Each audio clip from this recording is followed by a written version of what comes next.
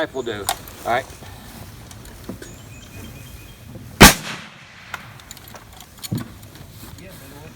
Now imagine that's somebody's calf or his shoulder, right. Stuff like that.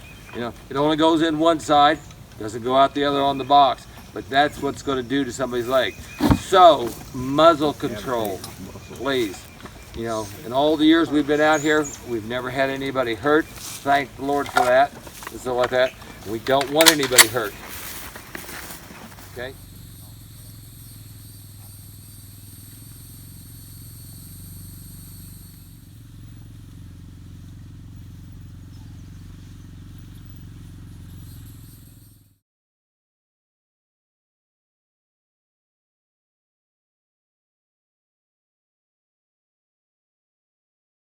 Extensive experience in the defensive nature of things. So, your terminal learning objective today is area defense. Right? So, area defense. When you guys think of an area defense, what do you think of? Anybody? 360-degree security. Sandbags. Foxholes, sandbags. What else? What about World War I? Lanes of fire. Trenches. Trenches. Right? Yeah. Because over time, if you get gridlocked, you continue to improve your positions, right? Mm-hmm. So the longer you're there, the more permanent those installations become, right? So we're not going to get that far today, but basically what we're going to do is we're going to do a nice little concrete experience with you guys to explain mechanics of an area defense, and then we're going to get into the components and break down each one of them. What you should expect is we'll whiteboard first, we'll talk about things, answer questions as we need to, and then we're going to go do it so you guys can see an example. All right, so I need a demonstration team for example. You ready? Ha!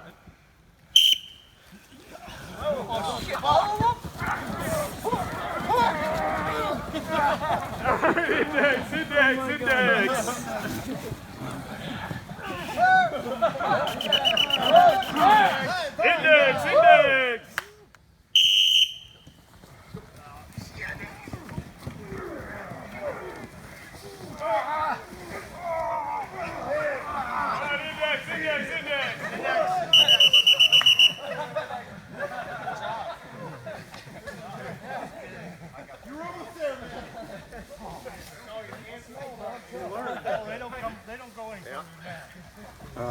We were attacked. So that was talk about the first performance. First performance was the worst performance. On whose part? Our part. I think on our part and their part. I think that they changed up the way that they were doing things as we changed the way we were doing things. Sure. Yeah. Okay. A little bit more on that. The UTV there just got 5-gallon online. Yeah, online. Okay. How'd it work on your guys' end? Were you able to hold them back?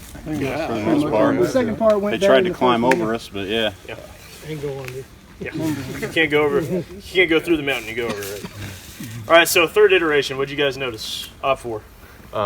They brought someone out front to get to stop the attack early, and it weakened our attack. Mm-hmm. Okay.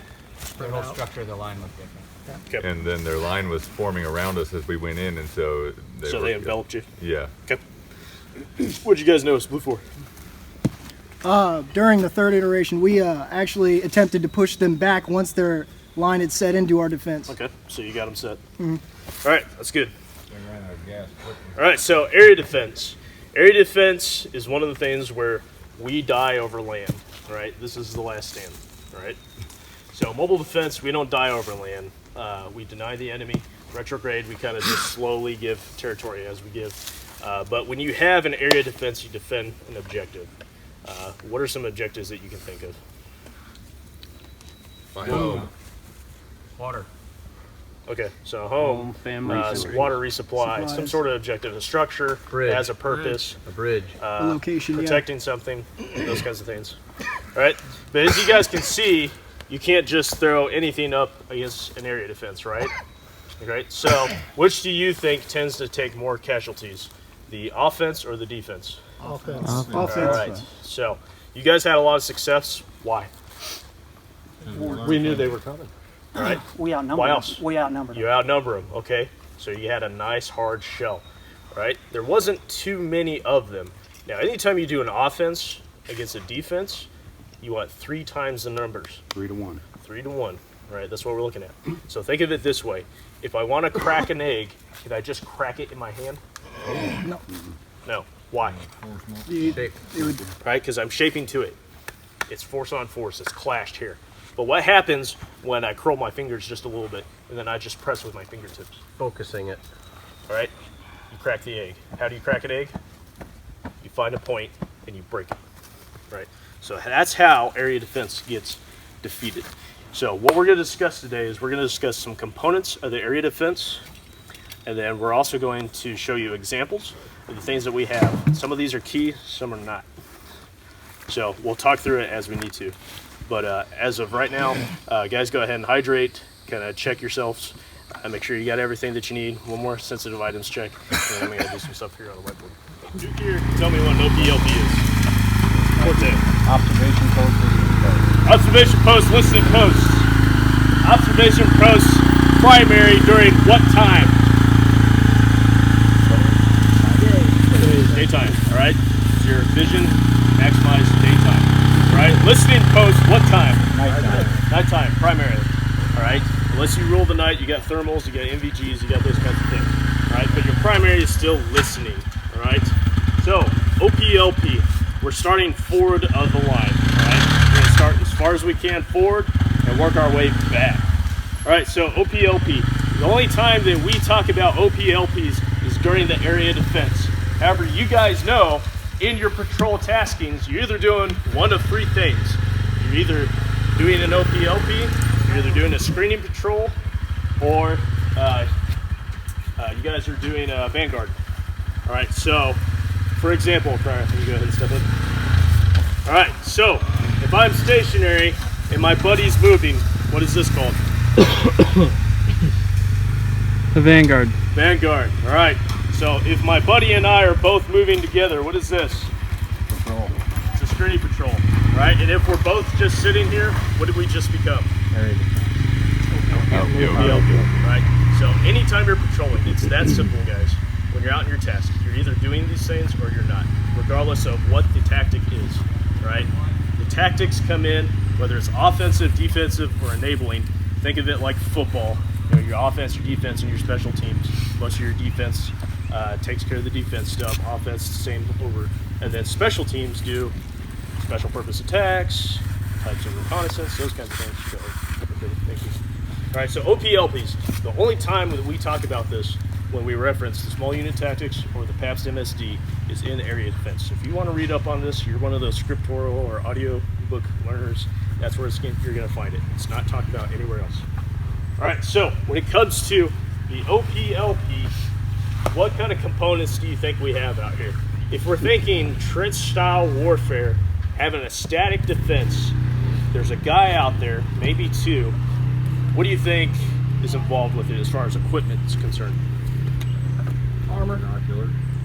All right, so you got some sort of glass with you, all right? We'll say binos. You'll have to forgive my special whiteboard spelling. All right, binos, you got some sort of glass. All right, maybe MVGs, maybe thermals. Radio. Radio or Hand signals, communication. or think of something more secure. Field phone. Field phones. Well, All right, so if you're part of the stack defense, what kind of comms do you think we're going to use? field phone. No, you betcha. You guys have field phones? We have field phones. So that's a wired phone. Yes. All right, so you got 2 types that we use. We use the old 312s, the ones you're going to line up and really shock somebody with. And then you got the TA ones that you hand pump. All right, today we got the TA ones out. The 312s are over there too, but we don't want you guys juicing each other. So. All right, field phones. What else? Does the OPLP have the ability to attack? Fire. For the most part. No. No. No. All right, it's not going to pick a fight with anybody, right? What is its purpose? Defense. Information. All right, so gaining information, but it's also what for the line? It's intel. All right, Numbers, direction. early warning. Early warning. All right, so I send my OPLPs forward because they're going to tell me what's coming my way and how I'm going to deal with it. All right, so OPLPs can be used for several advantages to that, especially if you're infantry units, which we are. Right, we're light infantry. and all of a sudden we know our enemy capability. Their composition is an armor unit. Right? So that's something that we're going to want OPLPs out there letting us know if there's armor rolling up on us. Right? Early warnings. All right, for a lot of reasons. We don't have the anti-tank capabilities, but it doesn't mean that we can't get them if we're not working with National Guard, variants, foreign invasion, those kinds of things. So capabilities range from the Carl Gustavs to the AT-4s and then to your javelins. Right? Here's some people don't know is it takes like 7 minutes to get a javelin up and running. Right? So how fast do you think a piece of armor or an AFV can blow by? Right? They're garbage, and they only got like 30-minute battery life. Right? AT-4s, Carl Gustavs, stitch them up all day. All right, so OPLP, early warning. All right, they're not trying to poke anybody. They're not trying to fight. So what do you think they do if somebody rolls up on them? Retreat. Nothing. Retreat. All right, so two options. You either lay low and hope that they don't come across you, or if you think that there's no way that they're not going to see you, you unass and get back to the line. All right, what do you think happens to this when you unass and displace? Leave it. Take it. Take it. Take it. Take All it right, with you. unhook your field phone, get yourself back in line. And then whoever is back at the CP is going to roll in that wire. All right, does that make sense? Makes sense. So OPLP is for what? Early warning. All right, and then if it comes into contact, what does it do? Retreat or lay low and button down. All right, so real quick, we're going to pick ourselves up and step over this way, and we're going to show you what an OPLP looks like.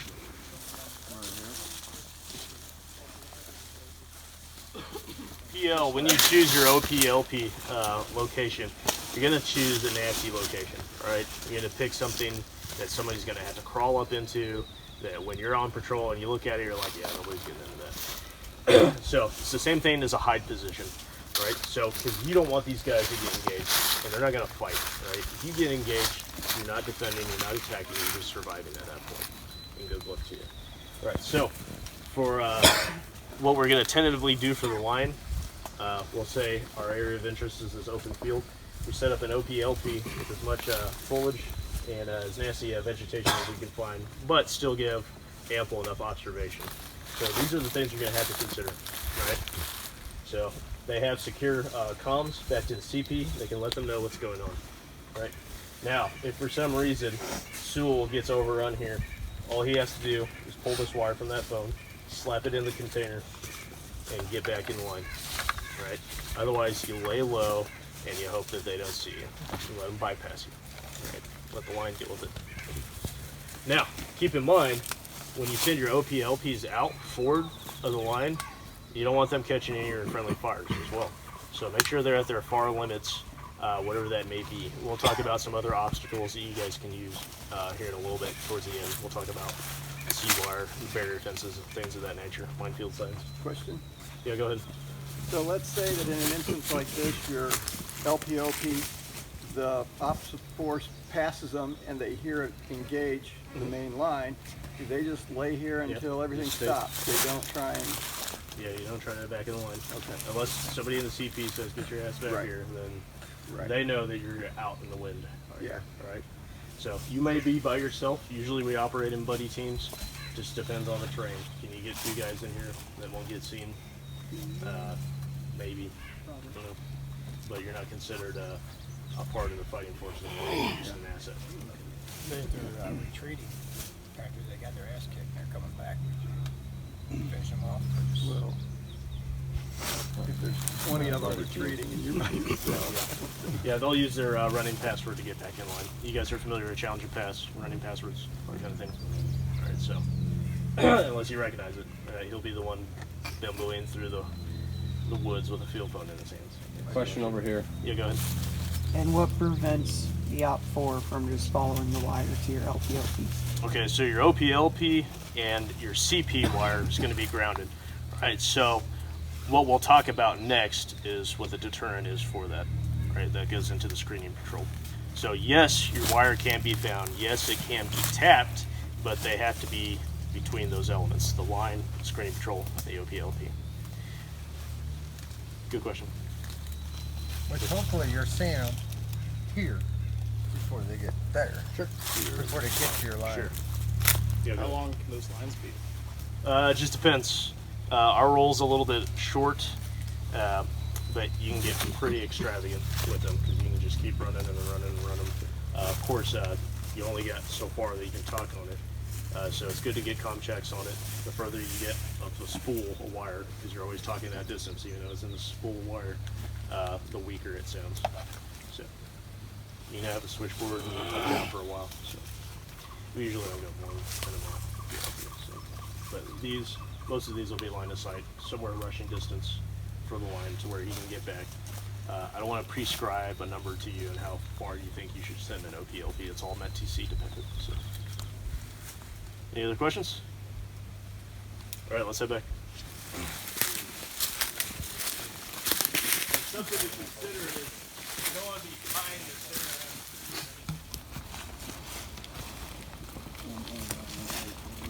All right. So as we demonstrated earlier with you guys, talking about tasking and patrolling, we talked about either running a vanguard, a screening patrol, or an OPLP at any one time when you're doing your patrols. So the next thing we're going to talk about is the screening patrol. All right, again, forward of the line, working ourselves back. So screening patrol, what is a screening patrol? Any thoughts? A way to harass or deny the enemy access to your line. Okay, so you have teams that are forward of your line, screening the area forward of it, all right? What does that do for you? There's the area. All right, Buys you time. so you establish dominance in that reason, all right? You got a presence, you go forward of the line. Yeah, you may pull some of their defensive positions. All right, so forward. you may get them to engage you early. So that would also be a form of early warning. What else? You could hold them off if you need to buy the line more time to set Sure, up. sure. Same thing with engagement. You also know the area and what to look for. Sure, you're familiar with what's forward of the line. That way if you have to engage and move forward, Absolutely. push back, What are we denying the enemy of? that's a Land, space. Intel, the ability to put somebody up. All right, so the ability to scout your line, to see what's going on, to do recon by fire, to poke it, to do probing attacks. When you have a presence forward of the line, you deny the enemy's reconnaissance of your line. Because guess what? You guys are going to be back here, you're going to be working, you're going to be making a lot of noise. They're going to hear hammers, they're going to hear stuff getting cut down. There's going to be work being done, right? So they may hear where you're at, but they might not get eyes on you exactly where you're at. So in order to deter you, the enemy, and protect the line, you have screening patrols that run forward of the line. So here's the things that I want to talk about with screening patrol. You guys don't need to step off and do a screening patrol, do you? Yeah, okay. So let's talk about some standards with it. Specifically, passage of lines. So let's talk about challenge and pass. All right, so we leave the line and we go out on our screening patrol. Question, do we come back the same way we came out? no, never. All right, why? Because then that gives the enemy an ingress and egress and knows exactly where your position is. Sure. So you always assume you're under observation. They may not be able to scout the line, but they can scout you. All right. Sneak and peek. You have soft contact. You sneak and peek. You see each other. Nobody's engaging. They can just ghost you all the way back to your line. Exactly. You don't want that. All right. So if we exit one way, we enter another if we can. All right. Obviously, you might choke bow to a certain area to do your passage of lines. So let's talk about challenge and pass for a little bit. All right, so your challenge here on your SOI today is master, and your pass is macaroni. All right, so when I get back to my line, and my line halts me, and I say, halt! You know, identify yourself. Do you want to, like, sound off your password? No. Out loud?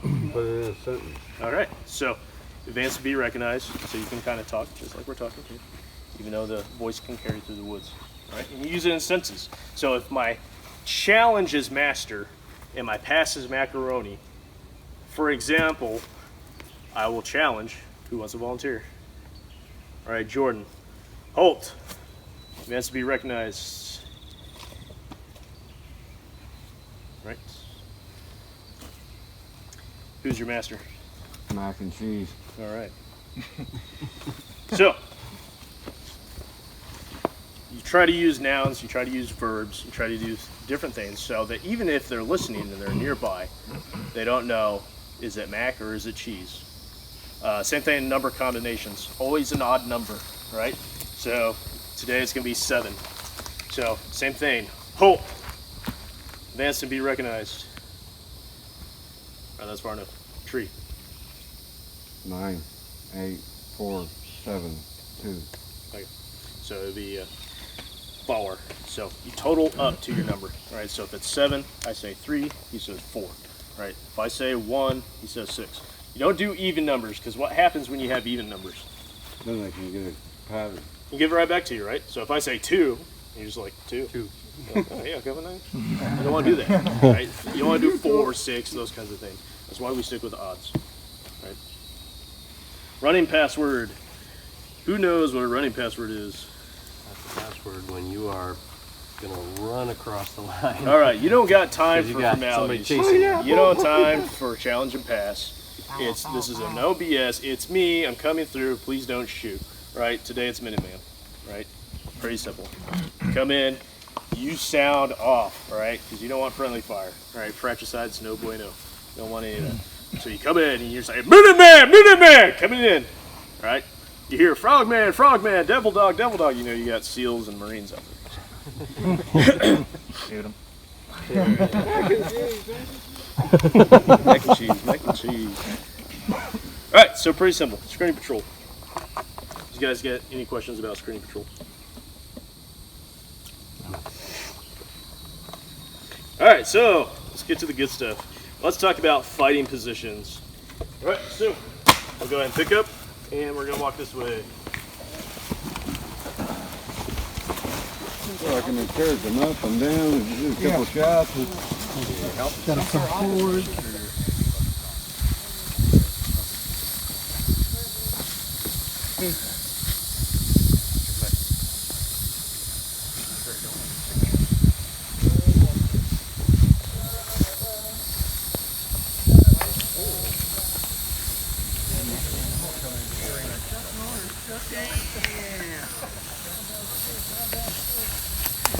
Alright guys, filter in. We're going to talk about fighting positions next. We're going to stop at 2 stations.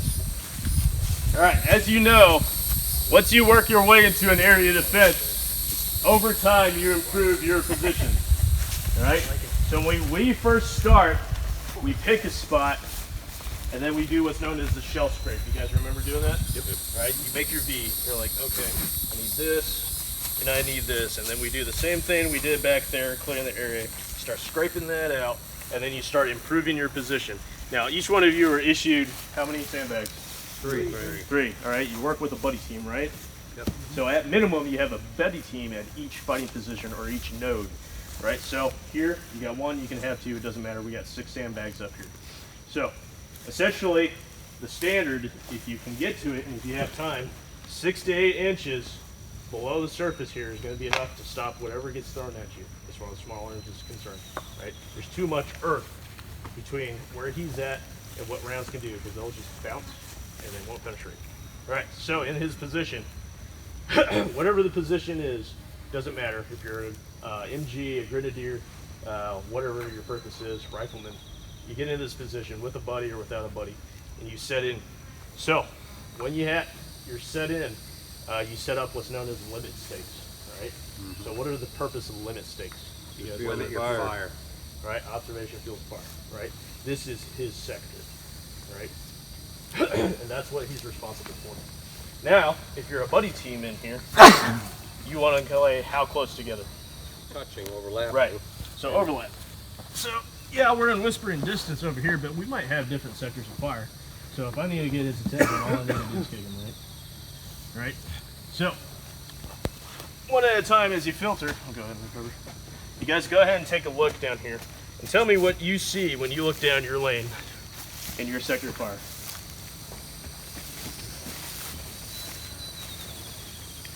Go ahead and stand out there a little bit further, Chi. Stay in the shade though.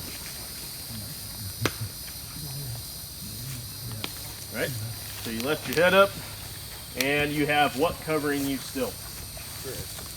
Terrain. Alright, what kind of terrain? All right, micro terrain. All right, because why? We don't want to just stick our head over open terrain, right? We want some sort of concealment.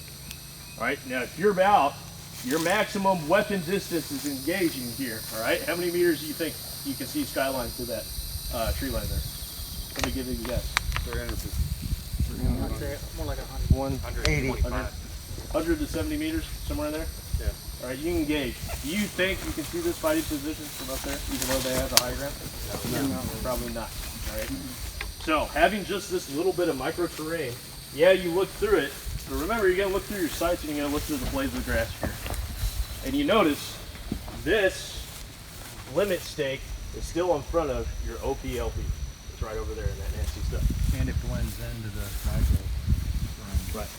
So when you set up your limit stakes and you've got something forward out in the open like this, you don't want to take another tree and just drive it right here. It's a little obvious, okay? And you don't want to take your spoil when you're in front of the line. You want to take it from the rear of the line and bring it forward. Does that make sense? So when you're digging and you're doing your sandbags, don't make it obvious, right? You might be in reverse slope, you might be military crest, it just depends. Make sure that everything that's here, you can beat this down and you can pull out whatever grass you want and make sure it goes behind you. Any questions so far? So let's talk about placement. You guys notice this is kind of forward and out in the open. What kind of position would be here? Probably machine gun. Heavy weapon. All right, firepower forward. So MGs, Grenadiers, maybe even some anti-tank assets. Maybe a couple guys got AT-4s or Carl Kustows, whatever the case may be. You guys would be forward. What to the rear? Rifle, carbine, all those things. Light weapon. Yep. Mass casualty devices here. Everything else to the rear. Right? How many do you think you make of these? All right, minimum. You need primary, secondary, fallback positions. And you can keep going even if it's just shell scrapes. Ideally, you want a ranger grave, sandbagged up for your first positions, hopefully in your second position. Just depends on how much time you have and how long it takes you to get in place. All right, so I'm here with my buddy team. Jordan's my buddy. All right. So what's happening here between him and myself if we're improving this position?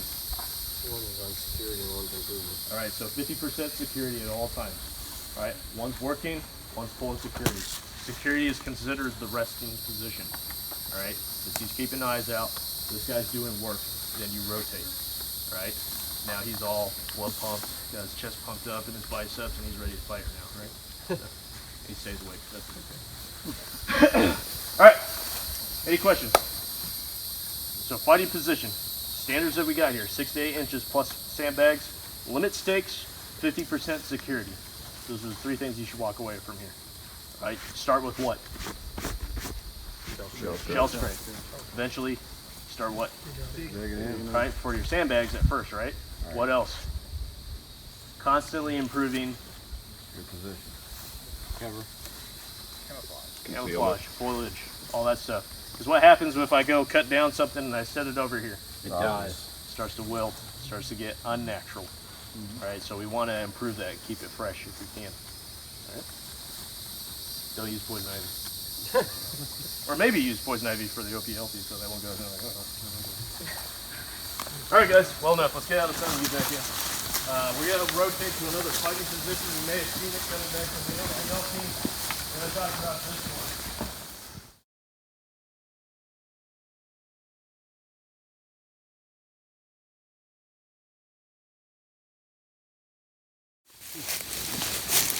All right, so this is a similar fighting position. This is essentially a glorified shell scrape. Now, if you observe, we've taken some of the deadfall, taken some of our indigenous rocks to help reinforce our position. No sandbags. Eventually, you would get sandbags, but this is just a shell scrape, right? So we haven't dug, right? Only thing we dug was a rain trench because, you know, we're downhill for runoff right now. However, we have something different. What do you guys observe here? Tarp. Tarp. All right. This is what's called a hooch, right? Vietnam golden nuggets. It's relevant. We're talking about it now because we have chances of rain. So, making your fighting positions. Obviously, we're in some runoff here. If you think, even with the shell scrape, you haven't really dug yet, What do you think is going to happen if it starts raining and you're manning this position? It's gonna pull. You're going to be sitting in water. We don't want that. So in order to mitigate that, we use what's called the hooch, right? So essentially, you just find tarps or bungees with paracord, and you set up your hooch. You guys notice the little tie here in the center? That creates runoff, right? We want the runoff out of your position, not into the position. And if you're in an unfortunate spot like this, you want to rain trench yourself if you can, so it runs around you. What happens when you sit in water over time and the wind picks up and the temperature drops? Hypothermia. Alright, so you start to become a casualty. We don't want that. I've been there. It sucks. I've sat back to back with my battle buddy trying to keep core temperature up, and we're sitting in a puddle because we made such a good fighting position it became the CP. Yeah. Second sergeant says, "This is CP. Get out of here." Alright, so that's an example of the hooch. 101 ways to make them. You can make it tent-like too. You can, dry the stakes, do your lashing with your sticks and all of those things. This is just one example, right? Some of you guys might know what it is. Some of you guys may be familiar with other techniques. Fine. This is a tool to your toolbox. Add it too. Any questions? Alright, so just real quick for demonstration, go ahead and hop in here, man the position, and then let's step around front to see how much is exposed for him.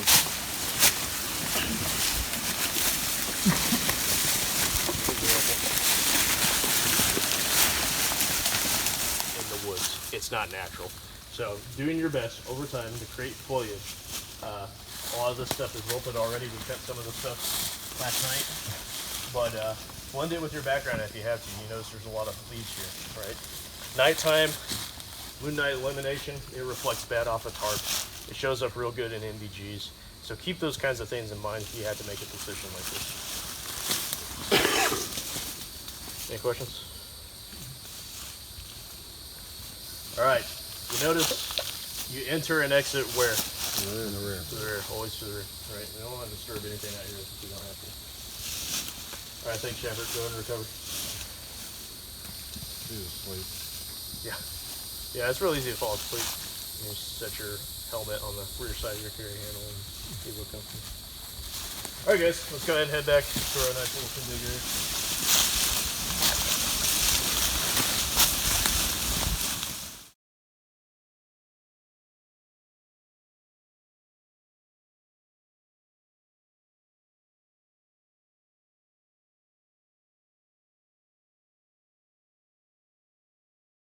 Ahead.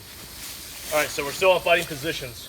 So you guys have seen the two examples. You've seen the Ranger grave, you've seen the shell scrape, and obviously over time you can build up into that position to where you've got a very intricate system of trenches and bunkers and fighting positions from there on.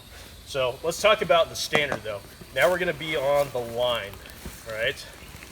So fighting positions comprise of the line, but what we're going to talk about today is what we want to use for the standard.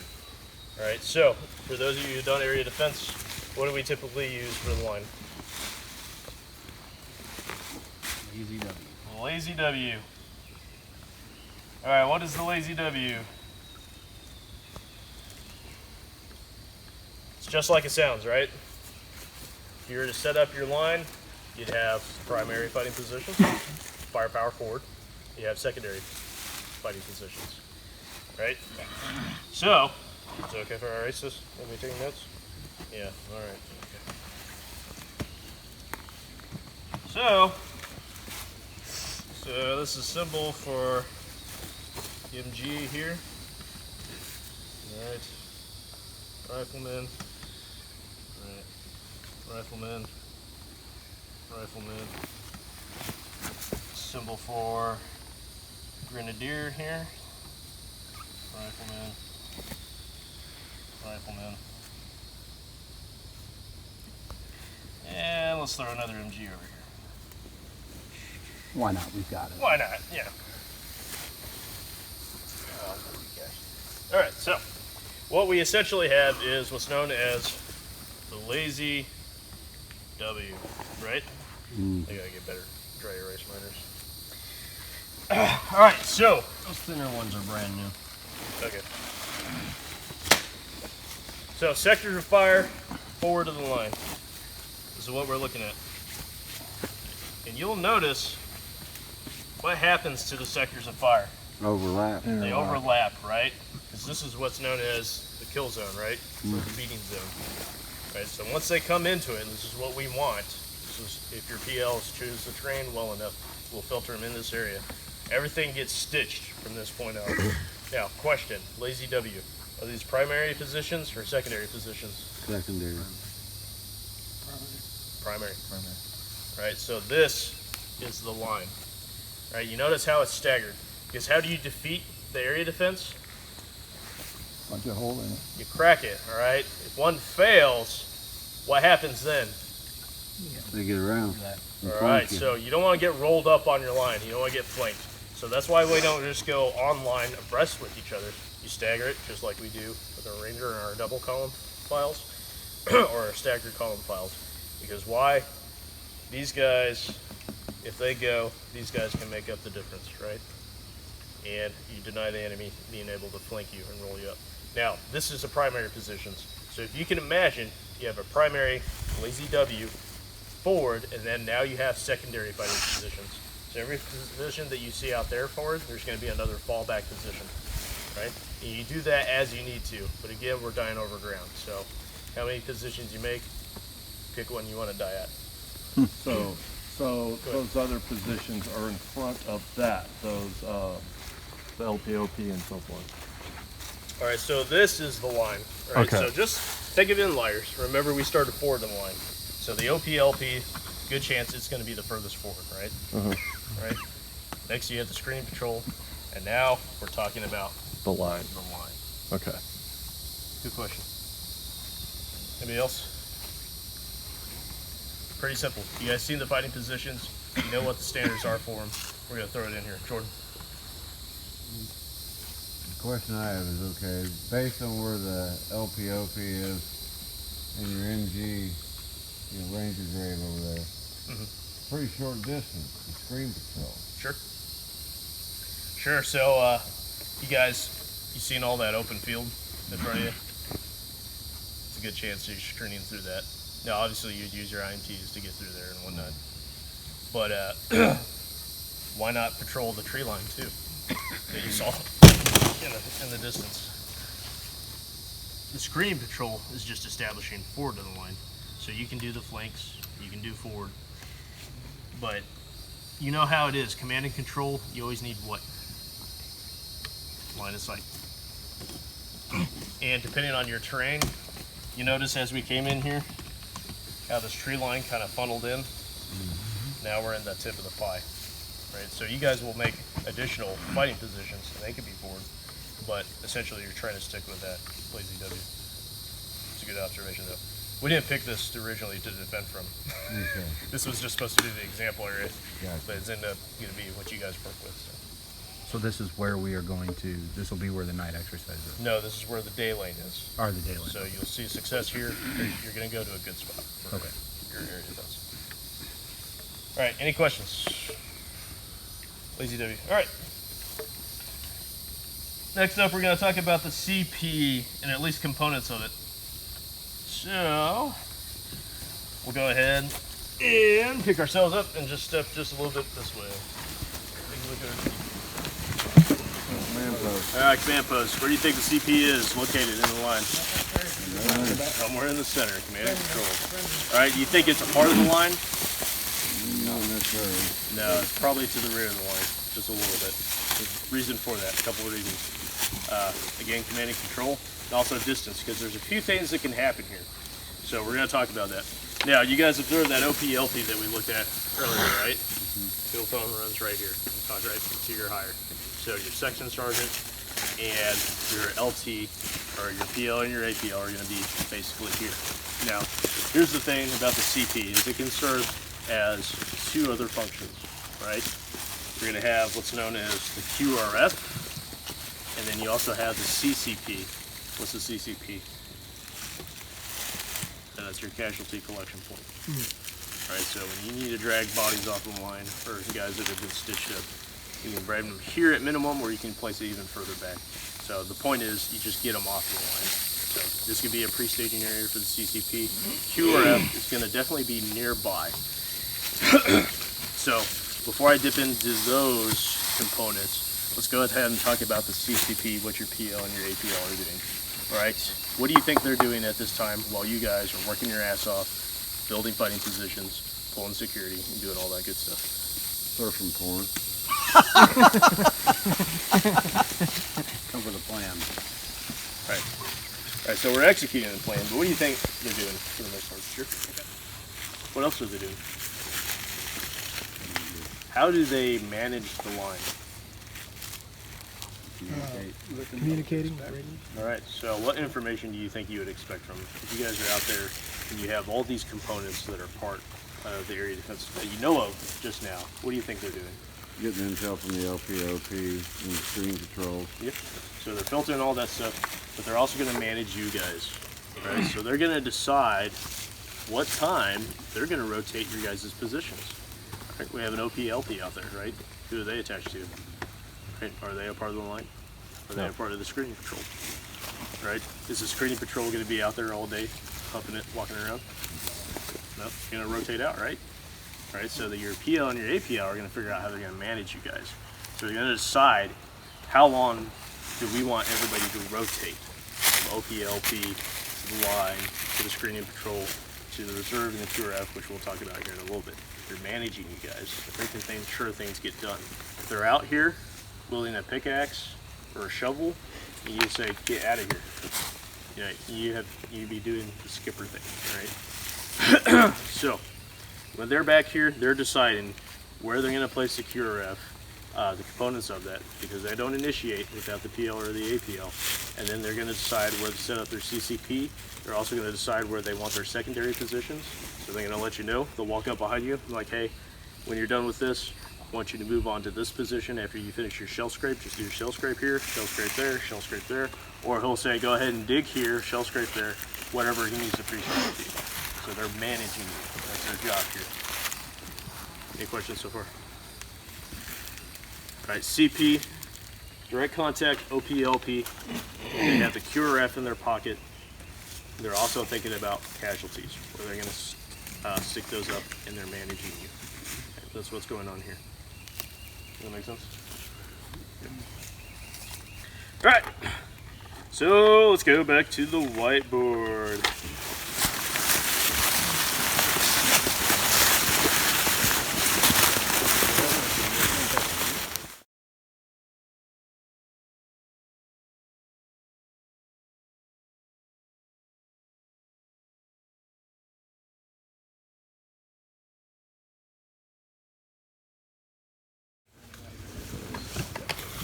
Alright, so we're going to continue with the area defense class.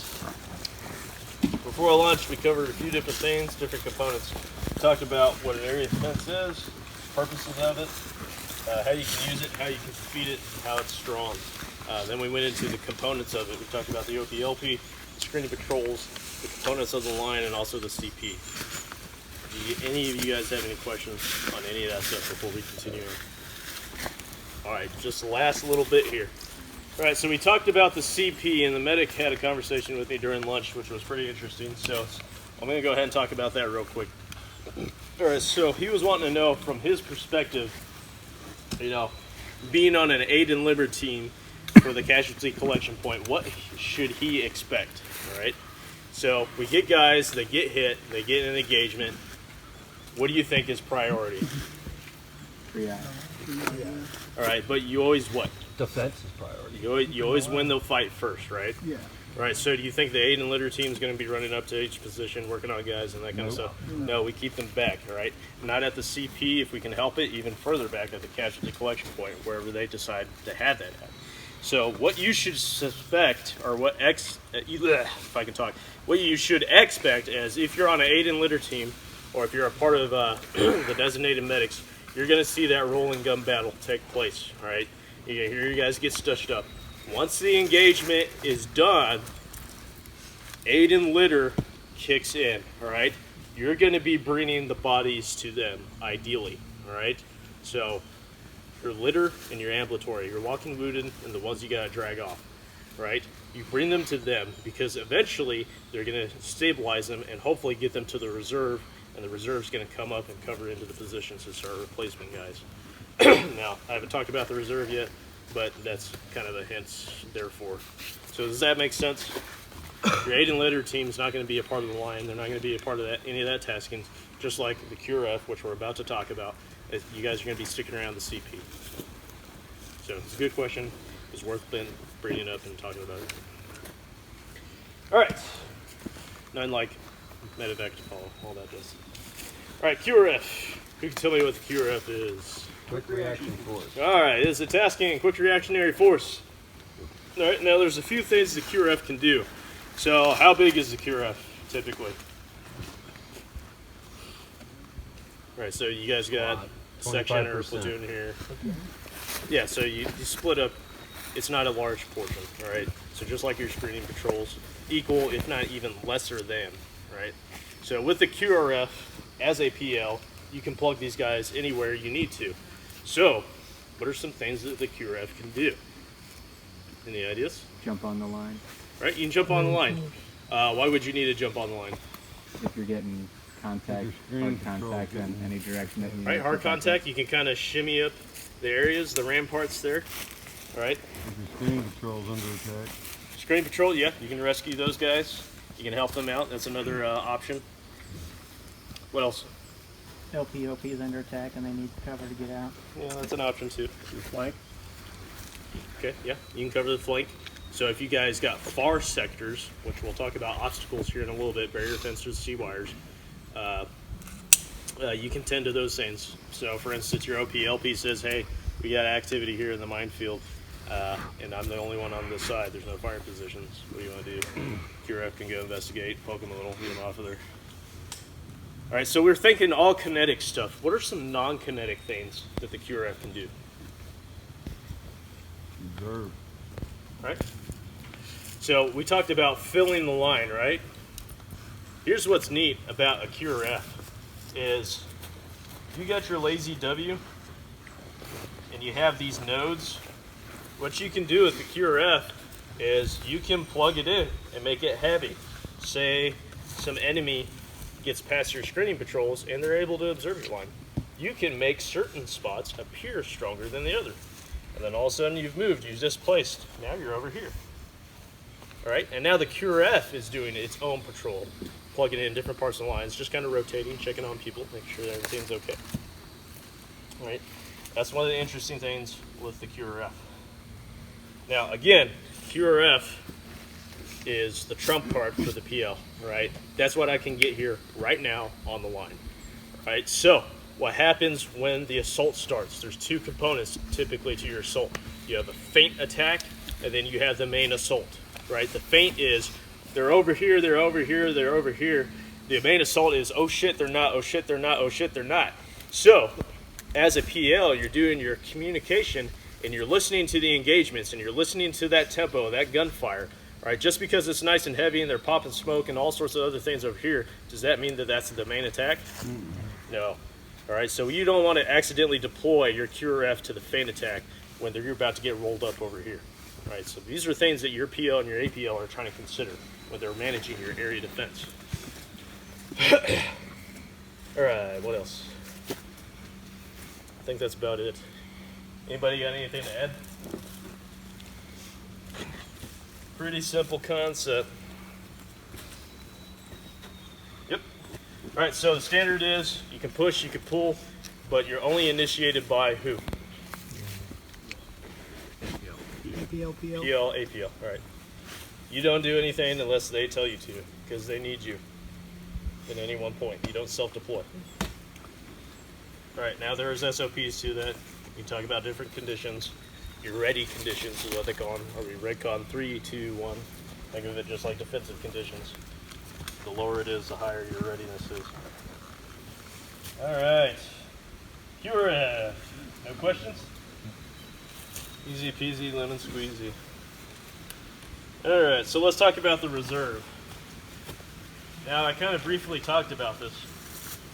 So we have all these components. You have to forgive my special whiteboard spelling. Feel free to laugh.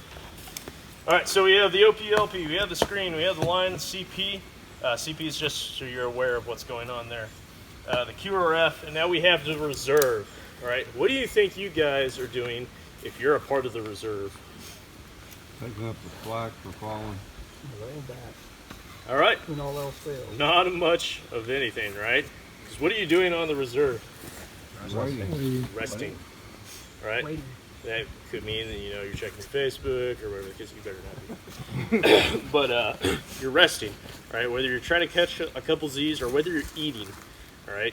It does not matter. Now, like Jordan was saying, the reserve can easily be pulled up to the line. Why would we do that? Rotation. All right, besides rotation. Heavy Force contact. multiplier. All right, you got to harden the position.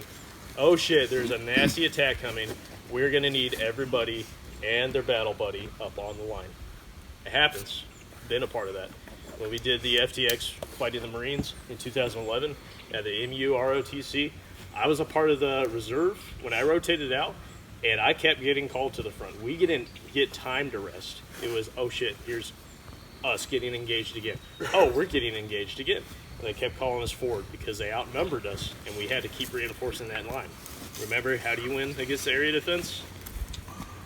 Numbers, all right? War of attrition. It's always numbers. Even though we're in maneuver warfare generation, who takes the most casualties? Offense, all right? So you need more bodies to throw out the problem. All right, so the reserve can harden your position, but what else is it there for? Replace casualties. All right, so sustainment. All right, guys start getting stitched up, they start getting wounded, and they get pulled off back to the CCP. Guess what? Had to cover those positions. So we start plucking from your units and say, all right, you guys are gonna have to cover on the line now. Does that make sense? All right, so the reserve primary task is what? Resting. Secondary task? On the line or replacement. Go ahead, Jordan. Another thing also the reserves can do is watch the full rear security. Sure. Absolutely. The reserve, even if the line gets overrun, even if it's been engaged and you fall back to secondary and tertiary positions, do you think the reserve is going to get engaged in that? No. No, they can retake the line if they need to. And sometimes that happens. All right. So, real quick overview. Components of the line, area defense, OPLPs. What kind of equipment do we have the OPLP? Field phones. Field phones, all right. If they become engaged, what can they do? Hide. Or, fall back, all right, displace. All right, screening patrols, what's their purpose? Prevent the enemy from probing. All right, deny activity and reconnaissance of the line. No scouting activity. All right, can they fight? Yeah. Absolutely, they fight all day long. All right, the line, what's going on at the line? Lazy W. All right, standard is lazy W that we're talking about now. There's other methods. What's going on? Area defense. Main defense, yeah. All right, building Die positions, overground. always improving over time. How much security? 50%. 50%, on and on. All right, CP, what happens there? Intel and Management. communication. Command and control, managing, communication, everything else. We also talked about what? Medical. CCP, right? Casualty collection. QRF.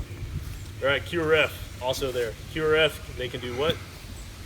Anything. They can do anything. I like it. They can do anything.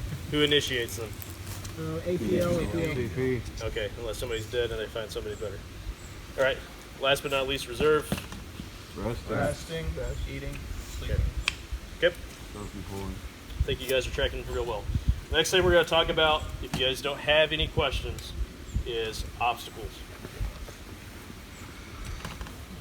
All right, now when I say obstacles, what do you guys think that I mean? Excluding terrain. Okay, what else? Minefields. All right, Barriers. barrier fences. Yep. Concertina line. All Early right. warning device. Bodies of water. Yeah. So yeah, natural terrain, fence lines that are already there. Natural terrain that, oh, there's a cliff there. I don't think they're going to be coming up. Sometimes they can, sometimes they don't. Obstacles. I want to talk about two different obstacles, all right? So we've talked about barrier fences. What are barrier fences? Trying to keep anything out. All right, so some sort of fence that's just going to slow you down, right? Right, you're going to have to work to get through it, or you're just going to have to go around if you want to get through it quick, right? Here today we have a bunch of snow fence. You guys seen that? That's that green plastic fencing. Obviously, you're not going to hold a whole lot back with that, right? Right? Slow them down. Just slow them down. All right, same thing with C-wire though. Whether it's Constantine or razor wire, is an obstacle by itself? Nope. All right, so here's the standard. Whatever your obstacle is, whether it's a minefield, a barrier fence, or C-wire, or terrain, obstacles are not considered obstacles unless they're covered by fires. All right, that means somebody has to get eyes on to at least call some sort of mortar strike, artillery strike, or you're gonna have to have guns up. Does that make sense? You don't have to have a whole lot. You just have enough to say, all right, we're not gonna fuck with this thing right now. All right. So let's talk about barrier fences. We'll get that out of the way real quick.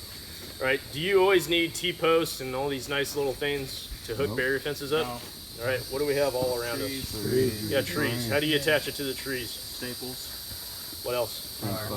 Wire. Wire. You guys got multi-tools? You got something, some way of cutting wire? Yep. Perfect, we got wire for you. All right, make it nasty, make it zigzag. Doesn't have to be regimental, can be, just working what you got. But it's pretty simple concept, keep things out.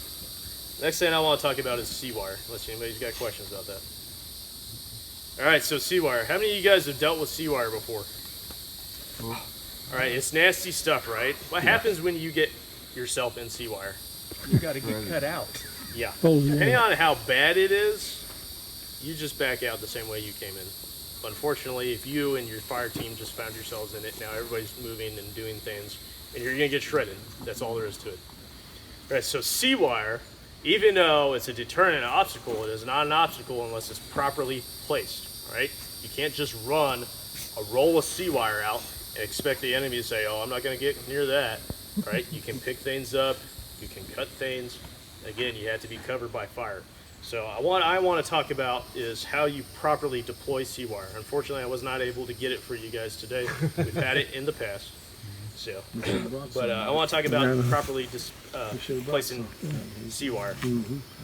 All right, first things first, we're going to talk about rolls. So minimum of 3 rolls, all right?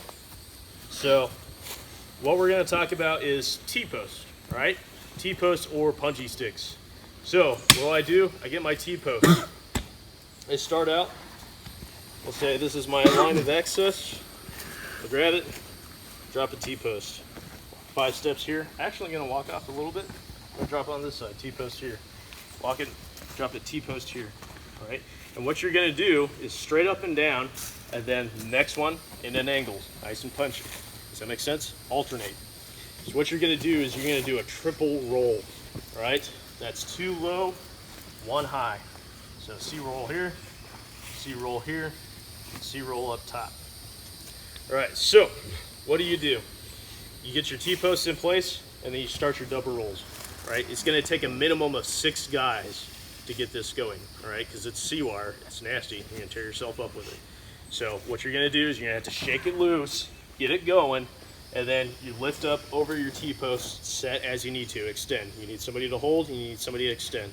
3 and 3. You guys tracking me so far? All right, so once you've completed that, and you get your double layer done on the bottom, then you're gonna do your top, all right? Very carefully. So you get you stretched out on the top. Hopefully you don't get tangled too much. And now you're gonna do something else, all right? Barbed wire, regular wire, does not matter. That's gonna run right through the center, right? And that's gonna hold that roll on top. So what you do is you start on your 4 T-post or your tree or whatever you decided to tarp on. You're just gonna do a simple apron tie. You guys know what that is? All right, so you just make a double loop and you tie it against itself. The wire will hold itself, right? Right? Pull it tight, run it through, apron tie on the other side. That way, guys can't just jump on this, flatten it out, and guys can't just get under and lift lift it up and just start running guys in between. Does that make sense?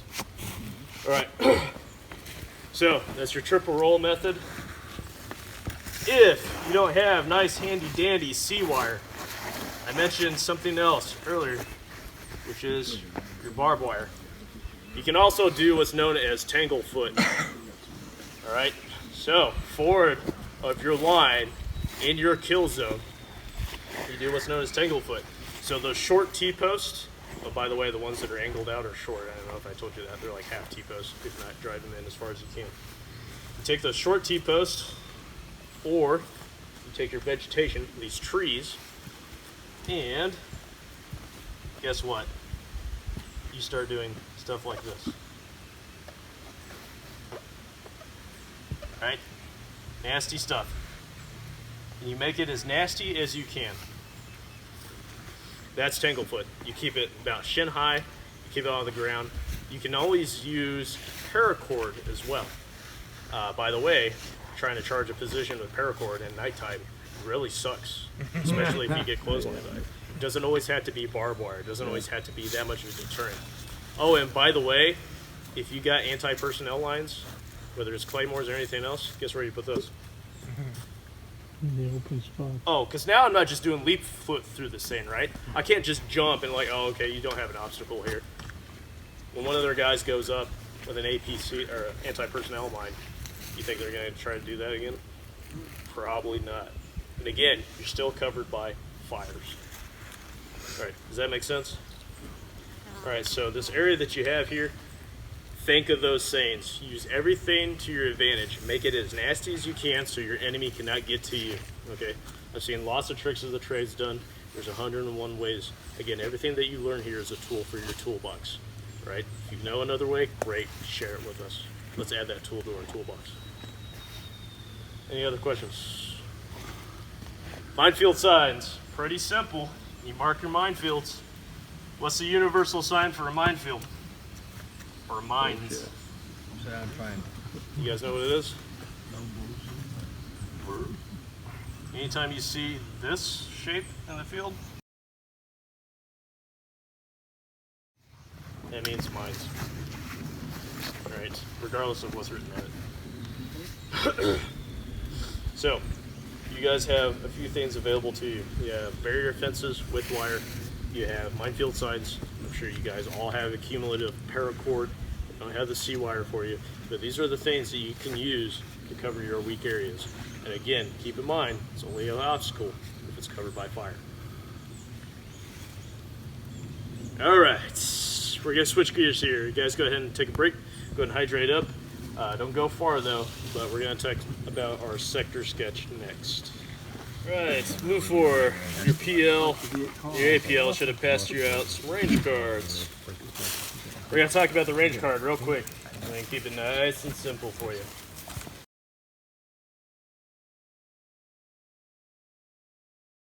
So, you observe in your range card, you have a centralized location with roughly 9 different lines forward to that position. If you look at the information starting at the top, the bottom, you start out with your identification. You guys don't have to worry about company, so yours would be like team, squad, and platoon, so to speak, instead of squad, platoon, company. Your magnetic north, doesn't matter what weapon system you're using, whether you're a grenadier, MG, or rifleman, it's all direct fires. So, as you get your range card and you get your cumulative information, you're going to build this. This is after you've made your fighting position and you've made your way into your position and you set up your limit stakes. So, what you're going to do is you're going to start sketching your fighting position, all right? You being in the center here, and then everything that you observe forward to that line. All right, now remember I said you had what? How many lines? 9. 9, all right? So, what do you think each one of those lines could be? 10 yards? About 10 meters a piece. Yeah, pretty simple, right? Mm-hmm. So as you're sitting and you're not working, you're not pulling security, you're improving your position, you can sit here and you make your sector sketch. So, all the information is privileged.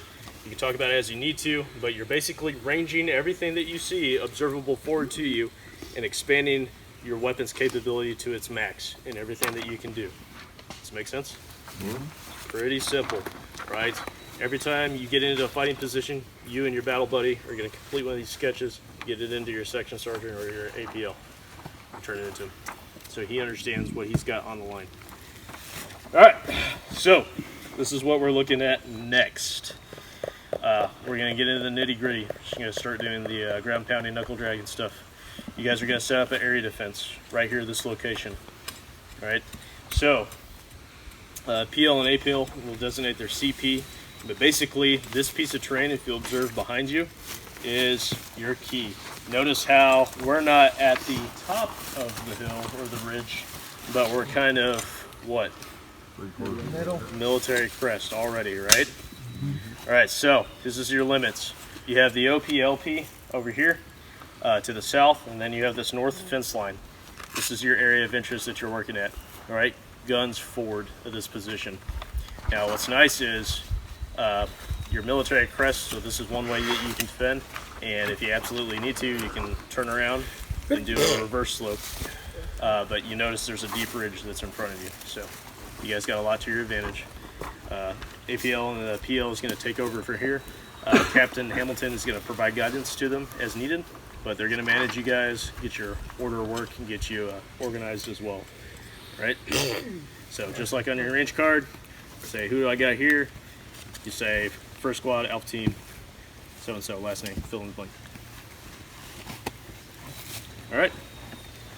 It's on you guys.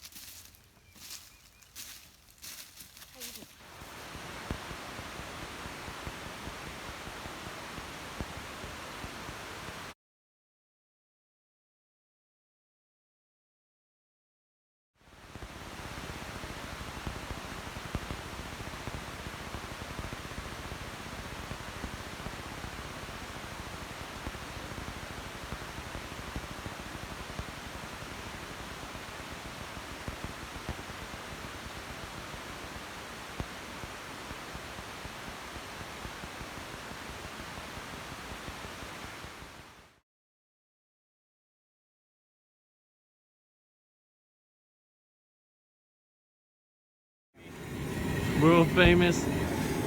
Well, maybe rural famous. I don't know. Oh, rural. Red me up score. Red me score. Got it. Yep, I need that. Any desire to have? All right, so for those of you who are not familiar with the process, we're doing the after-action review. Right? We say a hot wash. That's kind of like the watered-down version of it. That's when you guys reflect right there in the field, and he's just gonna go off of some simple things. Here we're just gonna get a little more in depth. Right? So you guys know the process. What was the plan? What was the performance? What are the issues? What are the fixes? Right? So again, the after-action reviews, we're gonna have improves and sustains. That's what we're looking for. All right. So first things first. PL, go ahead and stand up. Tell us, what was your plan? What was your mission and what was your plan? Well, the mission was to defend the area. We put out a bunch of fencing and tripwires and so forth. And I inadvertently stuck my screen patrol in a firing line. We nailed them twice. Just try to stick to your plan. We'll get into performance here in a second. Okay. And so the plan was just to phase out. We stuck 2 people out on an LPO, and their job was to report back to us on anything that they see. We put a screen patrol out just inside of them and in between our barriers, and we aligned everybody in some fighting positions, and then we drew our line just kind of directly right behind them, kind of scattered across across the area where we were at. Good. APL, unpack it just a little bit more. Go ahead, stand up. So one of the trying to put it a little bit more of a 10-foot approach. Sure. We had people dig in. We had multiple foxholes actually dug out, and then we had people that went ahead and did just scrapes with stuff in front of them, and then we went into concealing everything. The idea was basically just to hold the position with interlocking fields of fire, and for the obstacles to slow them down when they hit it. And then we had early warning devices up higher on the hill. Okay. So I hear you got OPLP, you have the line, and you have a screening patrol. Is there any other components that you have with your plan? The control post, and then we had a CCP behind us. CCP? Good. Set up for casualties, and then we had a quick action reaction force. You had a QRF. Did you have a reserve, or was that all you could do? Okay. Just the QRF. Okay. So you got your components, you got your plan, you got your vision. All right. So subordinate leader. Who's one of your subordinate leaders? Give me a first squad alpha team subordinate leader.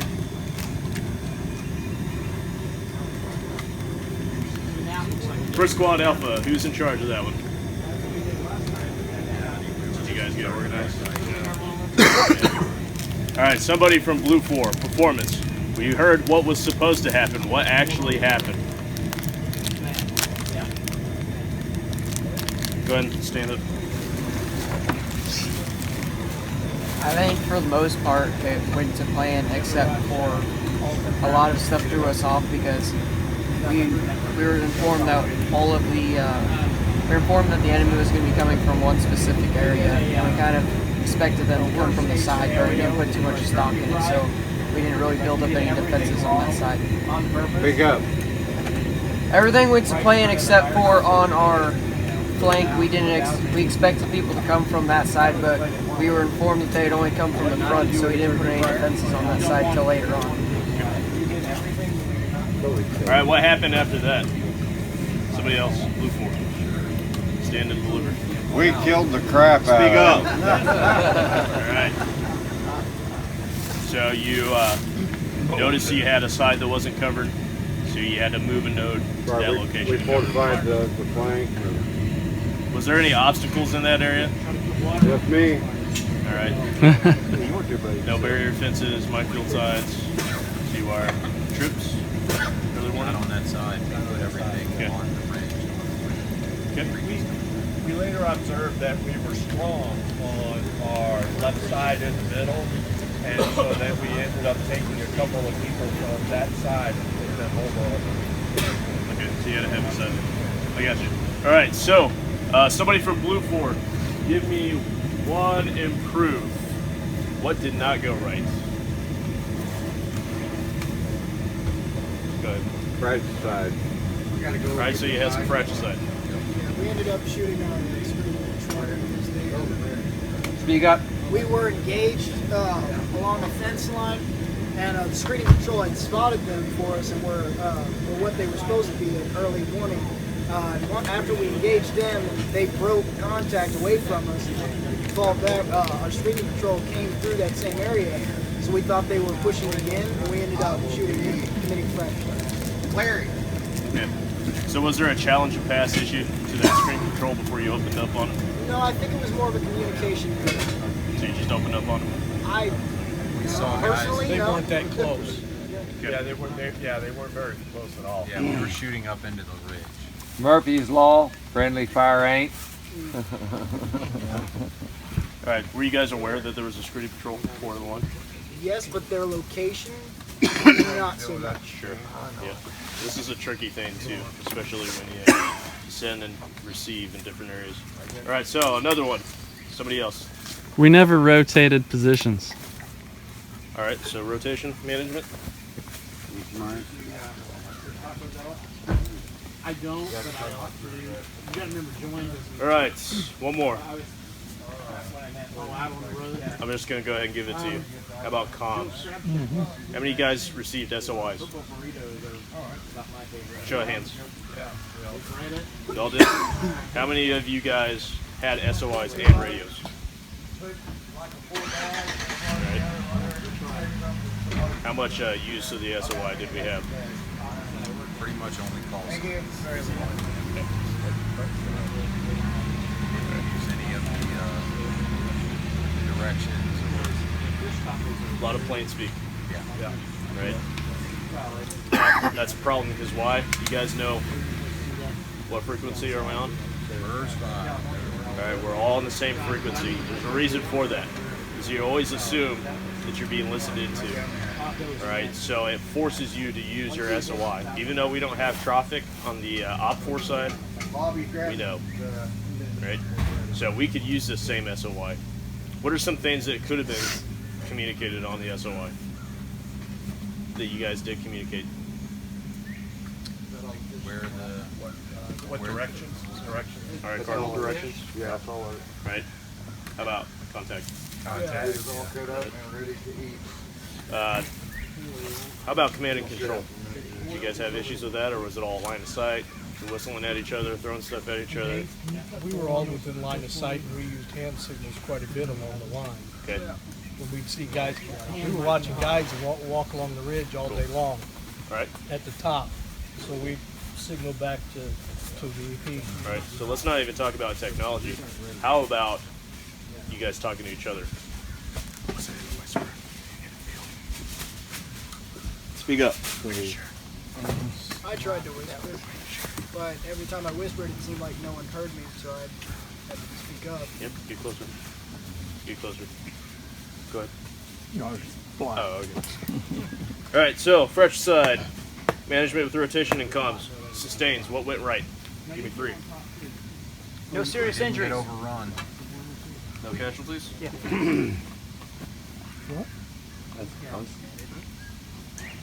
Yeah, we expected at least one. You guys were out in the shade, so even though you were working. Just from what I saw, Sure.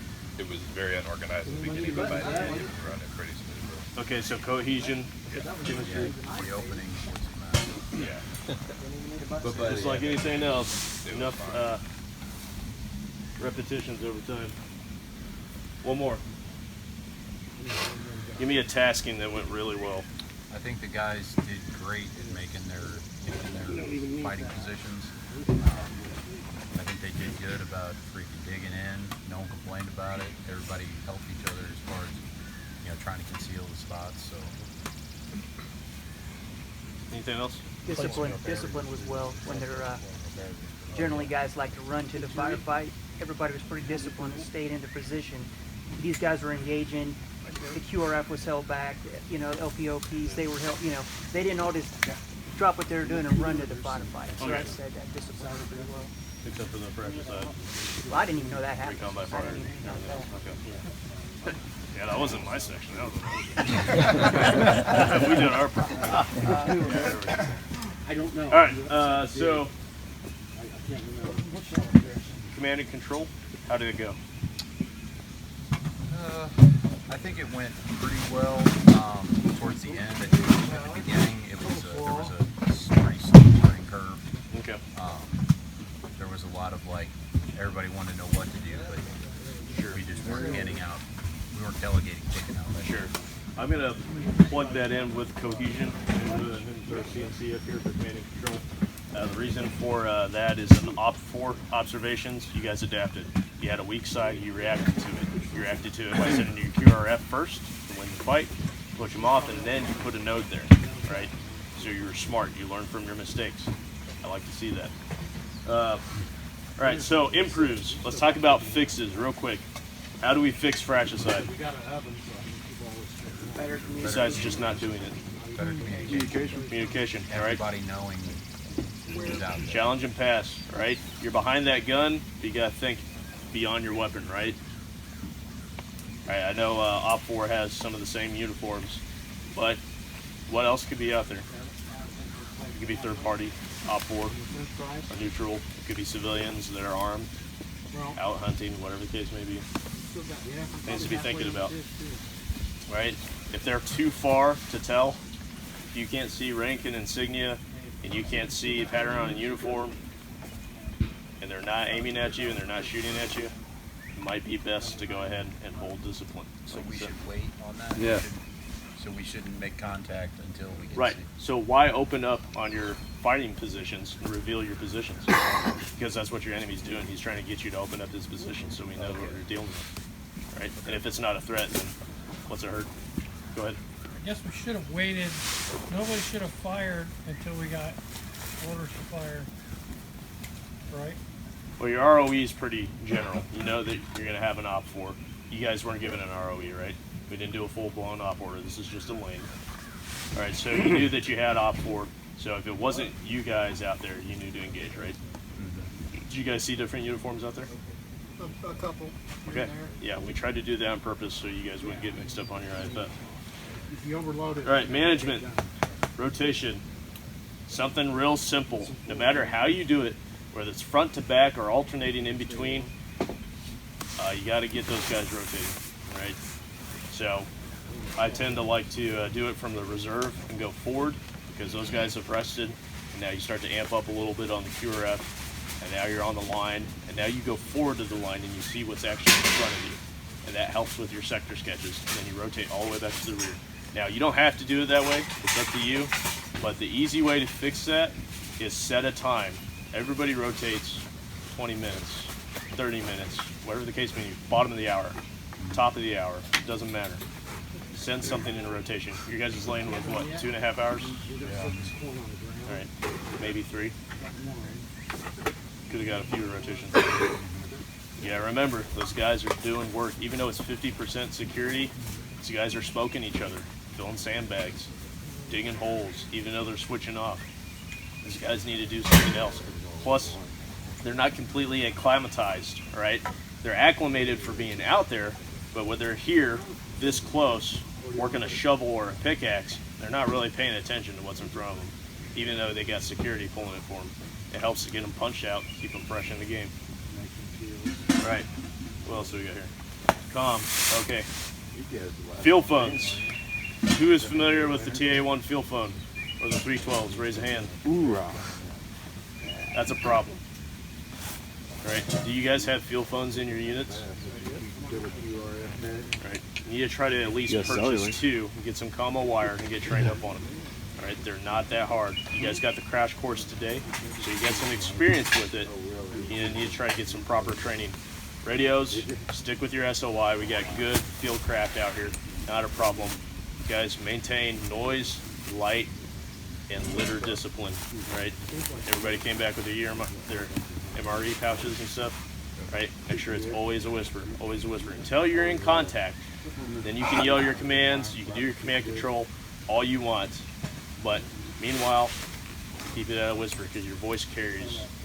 A lot of times on Op 4, we just lay outside of your line and we can hear you guys moving. We can pick up on your nodes and we can tell what's a screening patrol and what's not, what's a fighting position and what's not. All right, your enemy knows your tactics. All right, Op 4, open floor, observations. There were several times that we, well, when your group was going in from the north, we thought that we were catching something on comms, and then we quickly realized that it wasn't just because the SLIs weren't using. So we didn't have one at all. Okay, so as far as our comms goes, we didn't really use the comms. So we just made plans, contingency plans. We'll meet you here, we'll come back. That's fine. What's your observations of the blue floor line? Oh, on the line. Yeah. When we went in, they had their I mean, they were set up. We couldn't make shadows without being spotted. Sure. It's a good choice of terrain. Yeah. They just locked down the whole wood line. Sure. Yeah, why not? That's the best way to do it. Yeah. Okay. Anybody else? Yeah, we ran the fence line in. A little bit longer on the corner. We'll call it Alpha. Not quite. Form Bravo. Very, very close though. But Alpha was easily little bit under get down. yeah, I was gonna say, close enough just what I was getting ready to the say. weak It'll side be of the done by fence the line time. and engage I mean, and then punch in and punch out before we had to regroup. Not bad at all. That's good. Oh yeah. So you guys noticed that, right? You've seen the 2 probing attacks on your far sides. You got some attacks in the middle, and then you had something different thrown at you each time, right? All right. That's what you're going to expect. harassing fire, probing attacks, pulsing, those kinds of things. And what we're doing is we're feeling out your line. We're trying to decide what we're dealing with. Right? Now, what should you expect? Right? Are you always going to be toe-to-toe with those guys? No. All right, so maybe after the first probe, you might have mortars coming in, so expect that, right? Expect to have to maybe move to the other side of the slope and do a reverse slope defense. Those are the kinds of things. I mean, that's part of it. It's just business. Right? It comes with the territory. Overall, I think you guys did well. I expect that you guys will do better tonight. As of right now, you guys just take 15 minutes, relax, get as much rest as you can, because you're going to do about the same amount of work that you did after dinner. We'll issue a mission to your guys' PL and APL. Once again, make sure you guys get organized now. Designate your squad leaders, get your teams, subordinate leaders, battle buddies, all that good stuff. That expect to have your A game tonight. One thing on a defensive position, I don't know if you guys did it or not, but between positions, if it's just a little bit too far for you to whisper and get somebody's attention, paracord. You got a piece of paracord? Everybody should have paracord. Just tie it across to him and tie it to a little stick or something like that so that you can wiggle and get his attention and stuff like that, you know. Don't tie it to his arm. Yank his arm off and stuff like that. But just do it because it's little things like that, you know, because you can be trying to get his attention all the time. The only way you can figure out is to pick up a small stick to throw it at him. Well, the guy across there, oh, there's one good because I saw his arm move and he threw something over to the other guy. So that paracord lay right on the ground until you need it and stuff like that. Makes it real simple and easy. Fishing line is a good one. We're on a cattle farm, so I wouldn't want to leave it. But I used to carry fishing line, and the monofilament, you can get 100 meters of it for $3 or $4. Put it across there, and if you have to leave it, you leave it, you know, and stuff like that. It's something you can leave behind, but that's an idea. It's an idea. Good use of trips, by the way. Yeah. You guys had them everywhere. I don't know if you guys knew where all of them were, but your guys are tripping them. That's good. So, now your trips and your early warning devices can also be considered like anti-personnel mines and stuff like that. So when you hear that bang and go off, you know something happened. So that's a little bit of use of Tanglefoot, kind of like what we talked about before. Obviously, it's not going to stop everybody on the assault, but you'll get the first guy and they'll think about it twice at least. So. And if you do Tanglefoot in depth and stuff like that, you trip up one, trip up somebody else. The guys behind don't know if they've been shot or not, especially if shooting's going on. It makes them hesitate about going forward. Anytime you lose tempo on the offense when you're doing your assault, it really hurts because they're taking casualties the whole time. You guys are stitching them up. So the more you can slow them down, the faster you can stop them. So. Did anybody run out of water today? Run low on water? Good. You must hydrate. How many people here work outside on a job? Okay, so it wasn't too bad for you guys today with the weather being a little bit cool. But all you guys who don't do this, summertime, you need to get out and walk in the evening. I know sometimes it's hard to if you work at nights and walk during the day. But get out and walk, try to get your body acclimatized a little bit. Very important. The last thing you want to do is get out there and the mind's willing, but the body just says no more.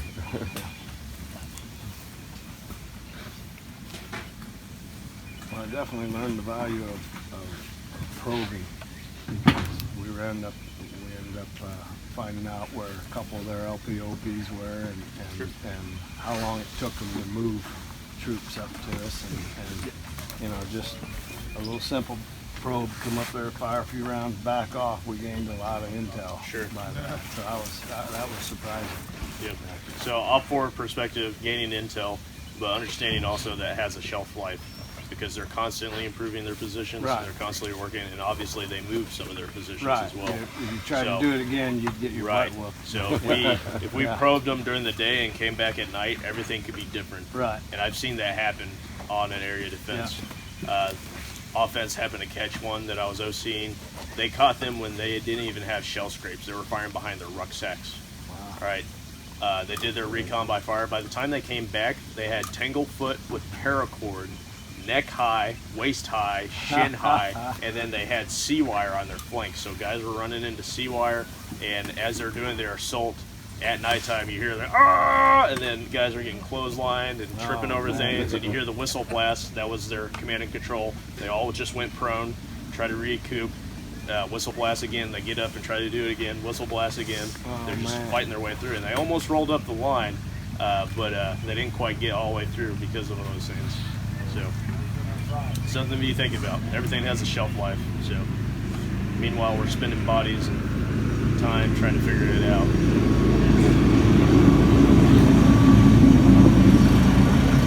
All right, gents, I think that's all we got. Take it easy, drink water, drink Gatorade, and we'll have a good dinner. Move on to the next thing. Bob, how soon for dinner?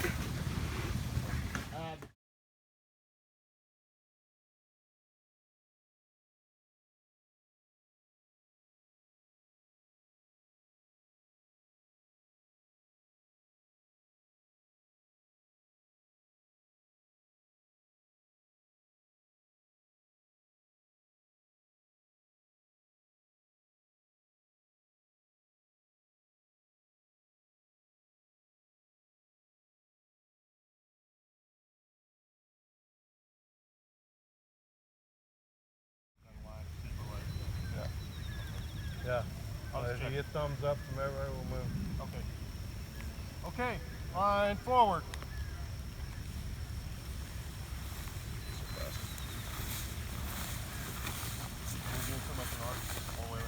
Straight line. You want to stay straight line. 5 meters. 5 meters. 5 meters. Stay on line. Yeah, I went a little more than 5. I went about 10. Let them form up on you. You gotta stay in a straight line. So make sure you're looking to the center, to the squad leader, and stay on line with him. Do not get ahead or behind. When we get off of that line, we miss things. So that's why you want to stay on that line. All right, am I good? All right, ready, forward.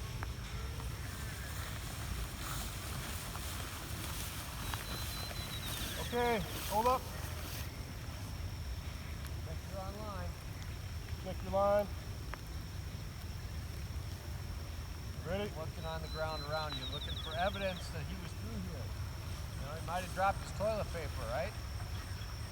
His cow patty. Everybody ready to go? His cow patty's on there. All right, forward.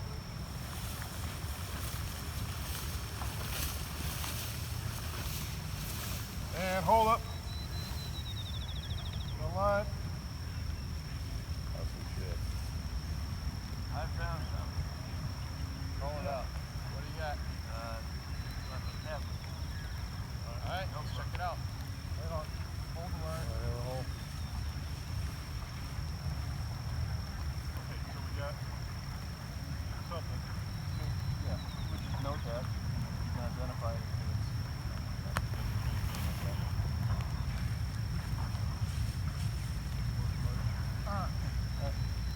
Ready? Did you know where you found that? How many paces in? Yeah. Okay. From where we began. If you had flags, you get flagged. Yeah, well, who's got the pace count? Okay, what are we in? I wasn't counting from the start. Uh-oh. Was I supposed to? Yeah, that was the third. Right, so that'd be your job. So you'd be keeping track of how far we've traveled. Just and plus, doing the pace we've count. only gone 10 meters, so just plus 10 meters. Log it in. So he's logging 15, in is it 15? 15 meters, Well, at 15 270 at the start location. Yeah, okay, so just start with 15 meters. So I say, Mark, you got how many meters? You got 15? Yeah, just start with 15. You got a notebook, whatever. Good eye, by the way. And hold up.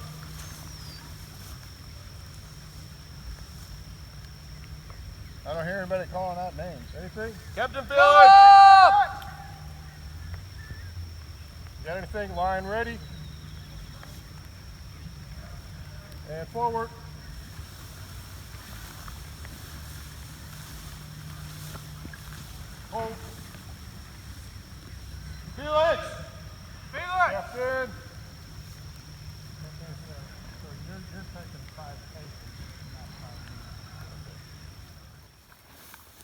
hold up. Felix! Captain! Pull up! Captain! Felix!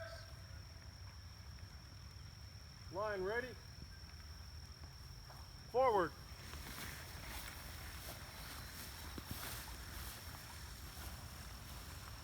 Hold up. Get on line. On line. Johnson. Felix! Captain! Josh, stay up on line. All right, here's the point where the line slows down. Because these guys here at the north end are going to be going into terrain or vegetation, they're going to be able to move slower than you guys out here at the open field. Right. So you move as fast as the slowest guy. So again, make sure you maintain that line. Eyes on. Still go the same in four. And once it gets thicker, if you want to shorten it up, it's all. You guys want to shorten it up? You want to go keep going. As we Line ready. Line ready. Forward.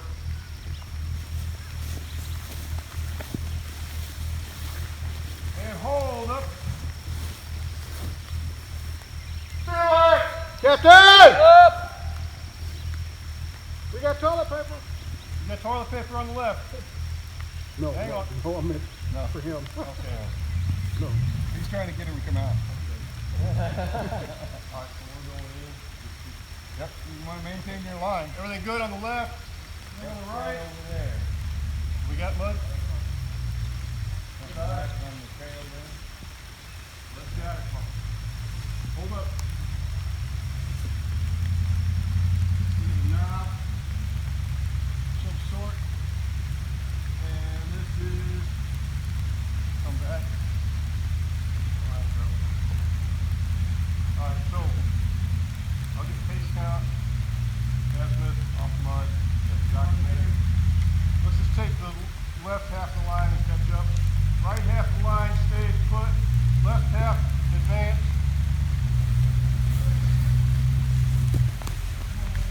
Hold up.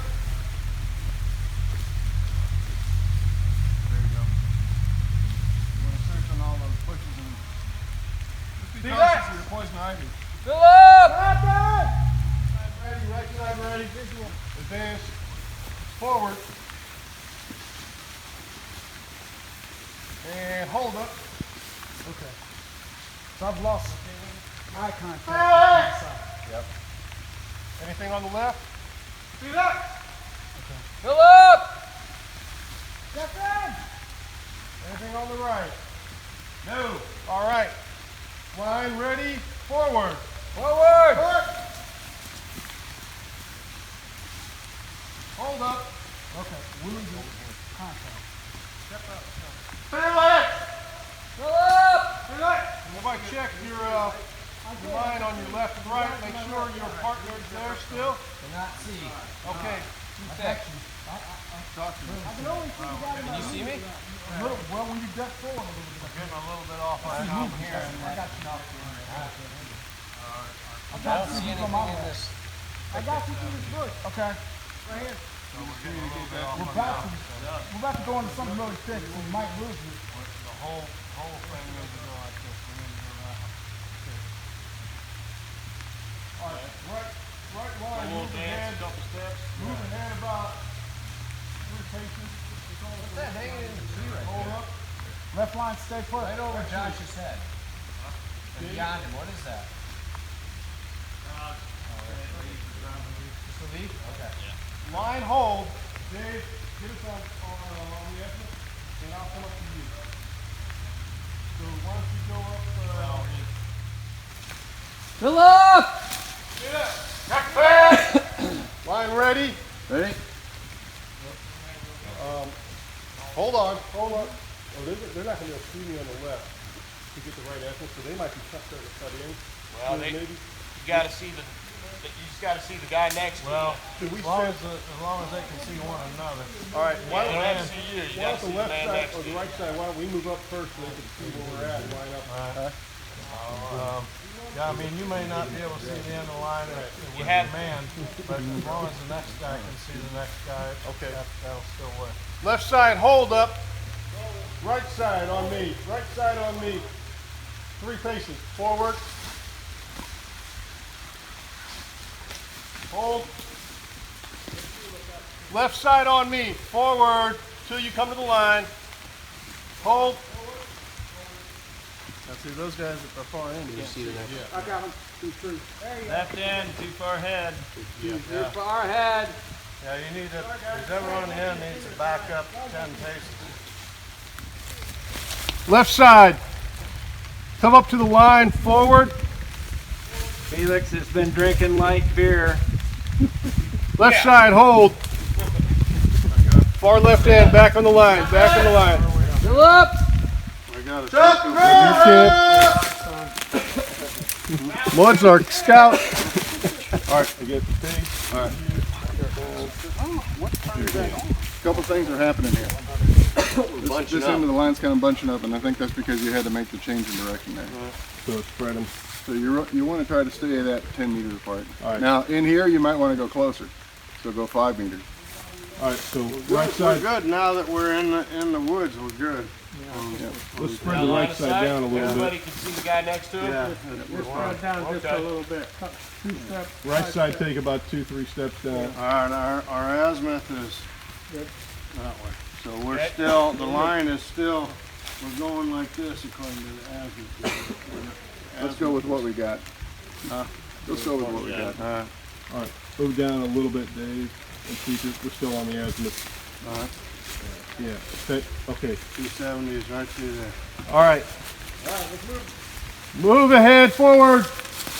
Both sides. Hold up. Close up the line. Bring it up. Bring up the line.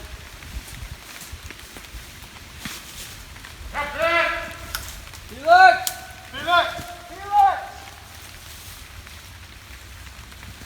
Anything down left? Anything right? All right, both sides of the line. Ready? Forward.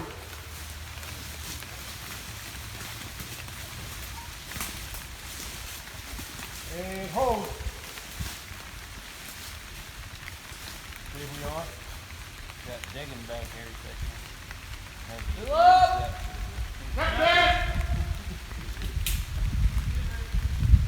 Anything left, right. Okay, line ready. Forward.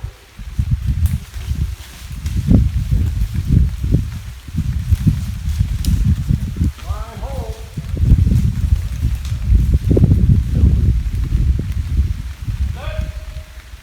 Captain! Line ready.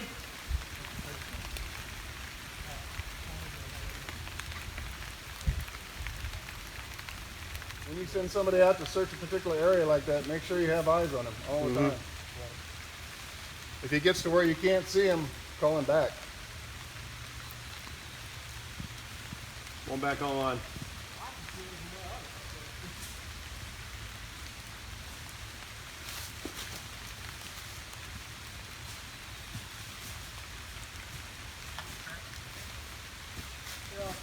It's called purposeful wandering. Everything clear down there? Yeah. Clear. Okay, line ready, forward.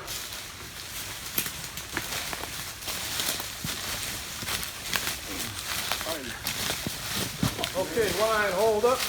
Got him. We need line hold. Line hold. Bring in medic, medic. Medic, medic, medic.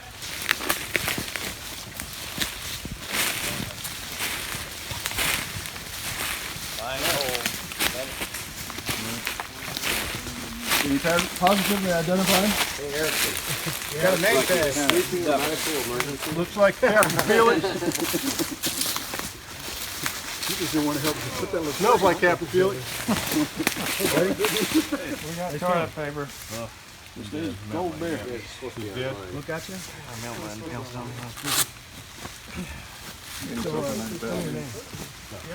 We didn't have most of right now? Right. Something more specific, like you know what state. We should have brought a Stretcher. well, you could call for a stretcher to the CP. Yeah. You don't want to be dragging that thing around in these woods all day long. But yeah, I mean, If you had to roll up, You feel warm or cold? what, you don't want to do a fireman carry on that out of here? We get So what happened to you? 2 of our strong guys for possible evac. Just don't ask for questions, or don't ask the volunteers, just point to somebody, say Okay. you and you. All right. Yeah, we're gonna get Mudd and Johnson. Come on down. We're the easiest route. Hurt back here at all? Well, they're the fit guys. They're not just skinny, they're fit. Now, PL, Anywhere here? PL, this is where you would get your RTO and say, hey, get on the comms, tell them we found them. Where's my RTO? It's We're doing medical assessment right now. Okay. All right. Anything here? So Dave, you're gonna submit calling in. We found Captain Felix, found a lost subject. Is getting medical evaluation right now, and we're waiting further, getting any kind of medevac that we might need close to the area. Is comms on? Are they taking us? Comms to search and rescue. Ben's a Clifford packed up already now. You feel cold right now, Felix? You feel hot? If you didn't, I just wouldn't. So at this time, You feel sick to your we stomach? just would wait to see what we really need, but No? get somebody down here. If you didn't have a medic with you, Yeah. you do, some basic first aid. Right. We'd be calling And for medic and calling But it's probably good to call for our evac anyway. we'd be In calling this kind in of for, terrain, you don't want to try to buddy carry them up there. If you so can't. we would give, So I've done that pretty much immediately. As soon as I found he was You alive. find them and you identify it, positively identify it. so we would identify them, we would call for medic evac, and then we would give our, what do we pay? 121 meters at 270 azimuth. All right, so Or we could just give them a GPS. If you had a GPS, yeah, you could long enough. I've just been told that's PL. Then what I should have done is brought in immediately, get on the RTO and get evac to get as close as they can, no matter what, because that way they're on the way as soon as we're evaluating. So I didn't do that right away, but that's what we were just talking about. Sergeant, would we have sent someone back to meet them to guide them in? If you send somebody from where you are, make sure they're in buddy teams. Don't send somebody alone. You might be search and rescue all over again. All The right, other thing you can Joe, do, and you can take build them. a line for There you go. them. Go back on the perimeter and wait. See if you can flag somebody in and bring them right back down on our point. Wait, hold on. How far out are we? We are 15 paces or 15. About 100 and how many? 121 meters. We're about 121 down from here. Gotcha. However you want to get out there, but as long as you can mark that, we're about 120 here. Right. 4, 5. So we need to get them back. Need to get them back? How many you need? Could be a headache. How many Could be you need? 2, I don't 3? see any signs of a headache. How many do you need? 2 or 3? So we need 4. Can we evac them out of here, or do we need somebody to come down? I think we could probably, what kind of equipment are you working on? What are we going to do to get them out? What do we need? We need a stretcher? We really need it. You're going to walk? We got a stretcher? Yeah. All right, so We really need to call in. Have them meet them with the stretcher. Nobody's answering. can you simulate a stretcher? Yeah, we need 2 blouses and some strong sticks.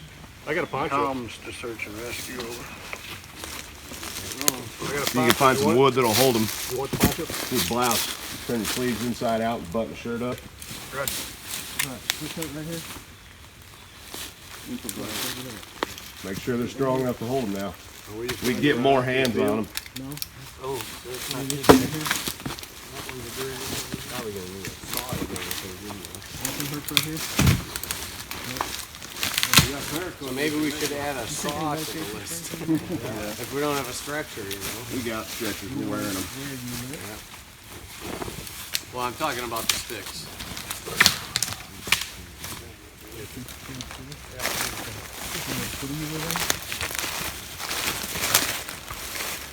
Yeah, that's a good stick right there. Yep. Can you break that in two? Get it between 2 trees that are tight together. And see if you can use the leverage. Oh, well, that thing's not going to carry. I think You don't remember how long you've been here? Well, if we got hands on it throughout with all these guys, we can support the weight. You need another blouse? I need another blouse. We need 2 of them. Do all the buttons. button them up normal and then you turn it inside out? Well, no, you just want to pull your sleeves through the inside. Okay. Because that's the pole carrier. Yeah, and then the poles will go through both blouses, and we got something to lay them on and pick them up with.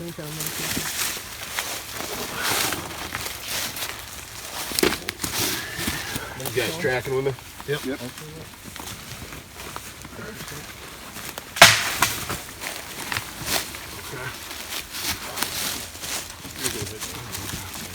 It does. I mean, we can bring one in from That the would be other good, end. Josh.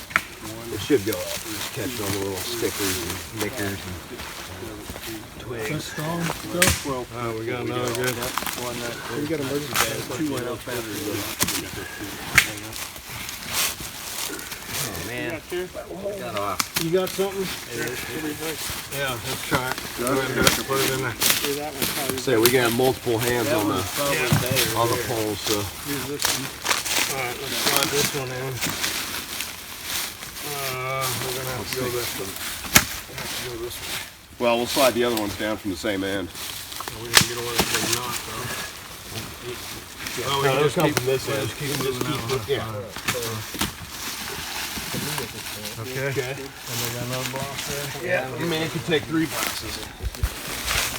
That'd be fine. I'll get the blouse. I'm hot anyway. There you go. That's what I said. Use off. Good read.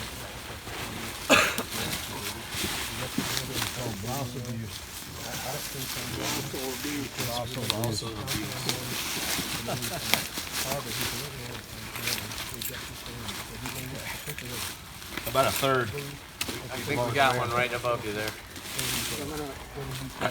Can't use every button. Let's go down. I mean, they're not buttons, they're Down a different. little bit. Yeah. Alright, we need one more. On the way. So theoretically, I should check you that before we start. Well, we're okay. We'll let you look. Yeah, you've done this before. We'll check him. Alright, he's cleared to move as far as the medics go. We can get him out when we're ready. Alright. Very rough. Yeah, this is rough. So the point being is we just need to get into social security first. And at this point, I just want to communicate with those folks to see if they can handle things.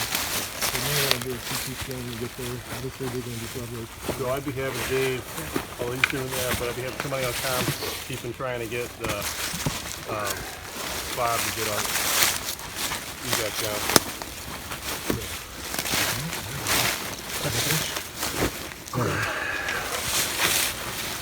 If I could, I'm going to check your blood sugar and we're going from there. So that's probably good.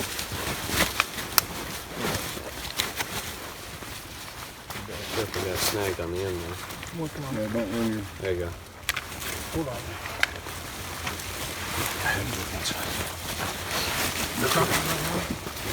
Alright, we're ready. Just clean. So disperse the weight even. Okay. Bring it into it, or? So we can probably...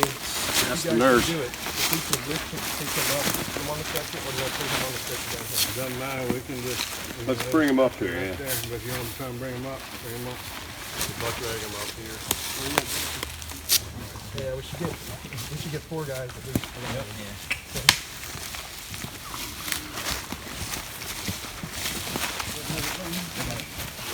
So everybody's going to lift it at the same time because obviously this is deadfall, so we don't want to re-injure them. So it's going to be all hands evenly spaced out.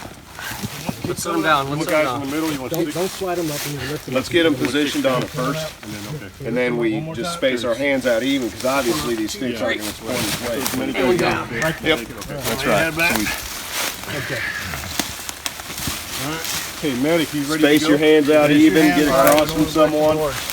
We can have 6 or 8 guys on this if we got room, and we lift at the same time. Yep. Who counts? Hands on. 1, 2, 3, lift. Got it? Everything safe? Head supported? Yep. When you guys start giving way, just scream out. Yeah, if you need to break or pause, we all break and pause together. Are we watching the path ahead? If we got 5, 6, 7, 8, 9.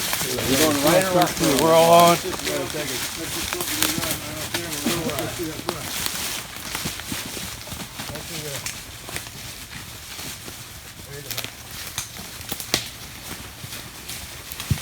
You got it, Doc? Yeah. So, we also have to change weapons. Or move you. So, keep that in mind. He's disoriented. He could become combative. Whatever. Confiscate his pistol. In fact, that's a nice. Can I confiscate that? I think you better secure that, Kyle. All right. If he doesn't make it, can you have his pistol? Right? We got, all our guys are accounted for from this point forward here. We got 13, 11 and 2.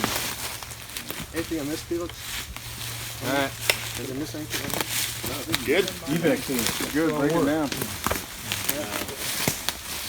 Perfect. You should probably get some standard right here for everybody.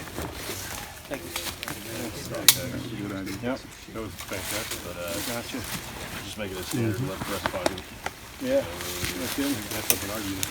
None of our guys. Pretty good. We took the rottenness one we could get. Multiple hands. Here we go, guys. Yeah, good. I'll check all the cookie crawlies later. You gonna do it debrief? Yeah, let's go back up the fob and do the debrief. Okay. Appreciate you. Yeah, I heard they got beer there. Felt like I was floating on there. Sensitive items check. 1, 2, 3 over here. 4, 5, 6, 7, 8, 9, 10, 11, 12, 13. We're all good. 14. Sensitive items check too. Sensitive items check. Got your knife? Check. Check. All right. Back to Well, there fob. isn't a fob anymore, so we can debrief it here. Back to the parking lot. Back to the parking lot. Yeah. All right. First of all, that was outstanding. The idea with using the blouses and sticks to make a stretcher. Got it from the colonel. You didn't have a couple years comms. ago. And if you recall, when I was talking about when we were briefing at the beginning, I told you we didn't have real good comms the last time we went out and searched. So you kind of were forced to simulate that. Should I send two guys up to the fob? I mean, if we're close enough on foot, because our times weren't working, so I probably should have done that. You could do that, yeah. So that was kind of real world there. But excellent job with the improvisation of the stretcher and whatnot. You had a medic on board with the squad, so that worked out good. He did a really thorough evaluation, and we're glad to have him. But if you're just us ordinary mere humans, you're still doing basic first aid, right? Yeah, right. You know, the ABCs, Check for sure. checking for broken bones, Right. unusual lumps and things. shock. Can I ask a medical question on that? If we didn't have a medic and we really needed to move them out of there as soon as possible, but we're afraid to move them, what are we allowed? What are we able to do? What should we be looking for to make that decision to move them out of that ravine? So, Or leave them sick? So let's just use this scenario for example. So his major thing, when he woke up, he sat himself up. He didn't complain of any pain, but he was disoriented. He said the last thing he remembers is something landed on him, and that was it. He was disoriented to the point where I asked his name, where we were. He knew, what did you say, Missouri? And then you said America. I said America. America. But he doesn't know what day it is. He doesn't know what time it is. So he's alert and oriented times 1, which means that he's got a defect somewhere. So it's either from a medical condition, trauma condition. So the fact that he moved himself and didn't complain of any pain is a relatively good sign. If you don't see any deformities and you feel down the spine and nothing hurts, it's a good sign that he could potentially, if something is really bad happening to him, that you can move him. So if he's bleeding heavily, if he can't breathe, if he's cardiac arrest, I mean, you're only going to move him a few feet at a time anyway.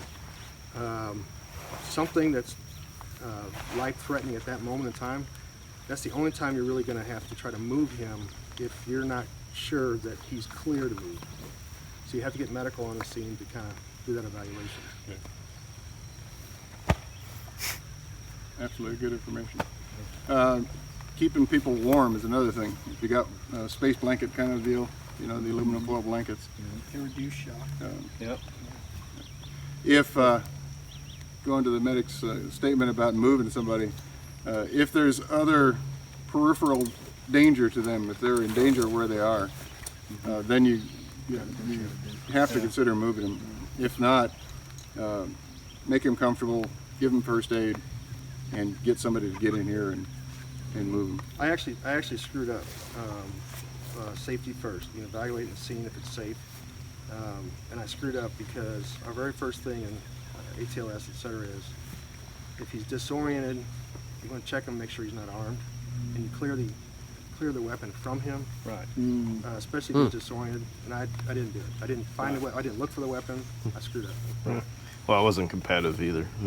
No, but the fact that you're disoriented, It could for switch example, like that, just with any kind of blunt force trauma to his brain if he doesn't know what's going on. Oh, you must be who hit me.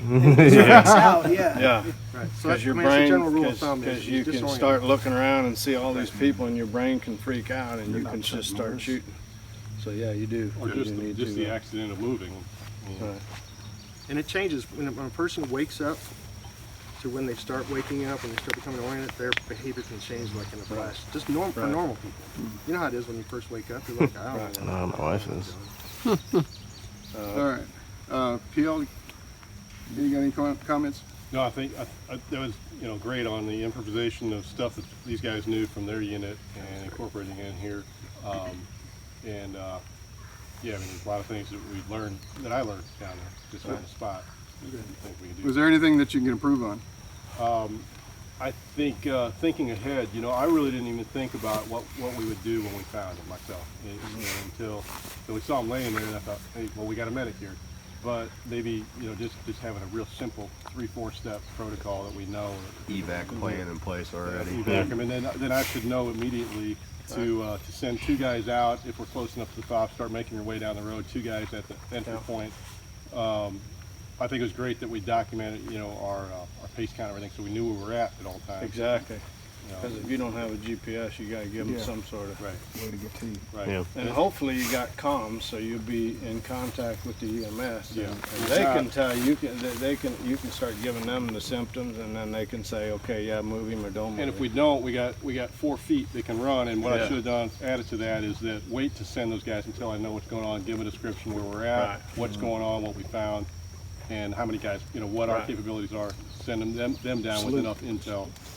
Not to change the subject, but I had to do a talk on our EMSs about how to, what to do when you pick up somebody and they do have a concealed carry.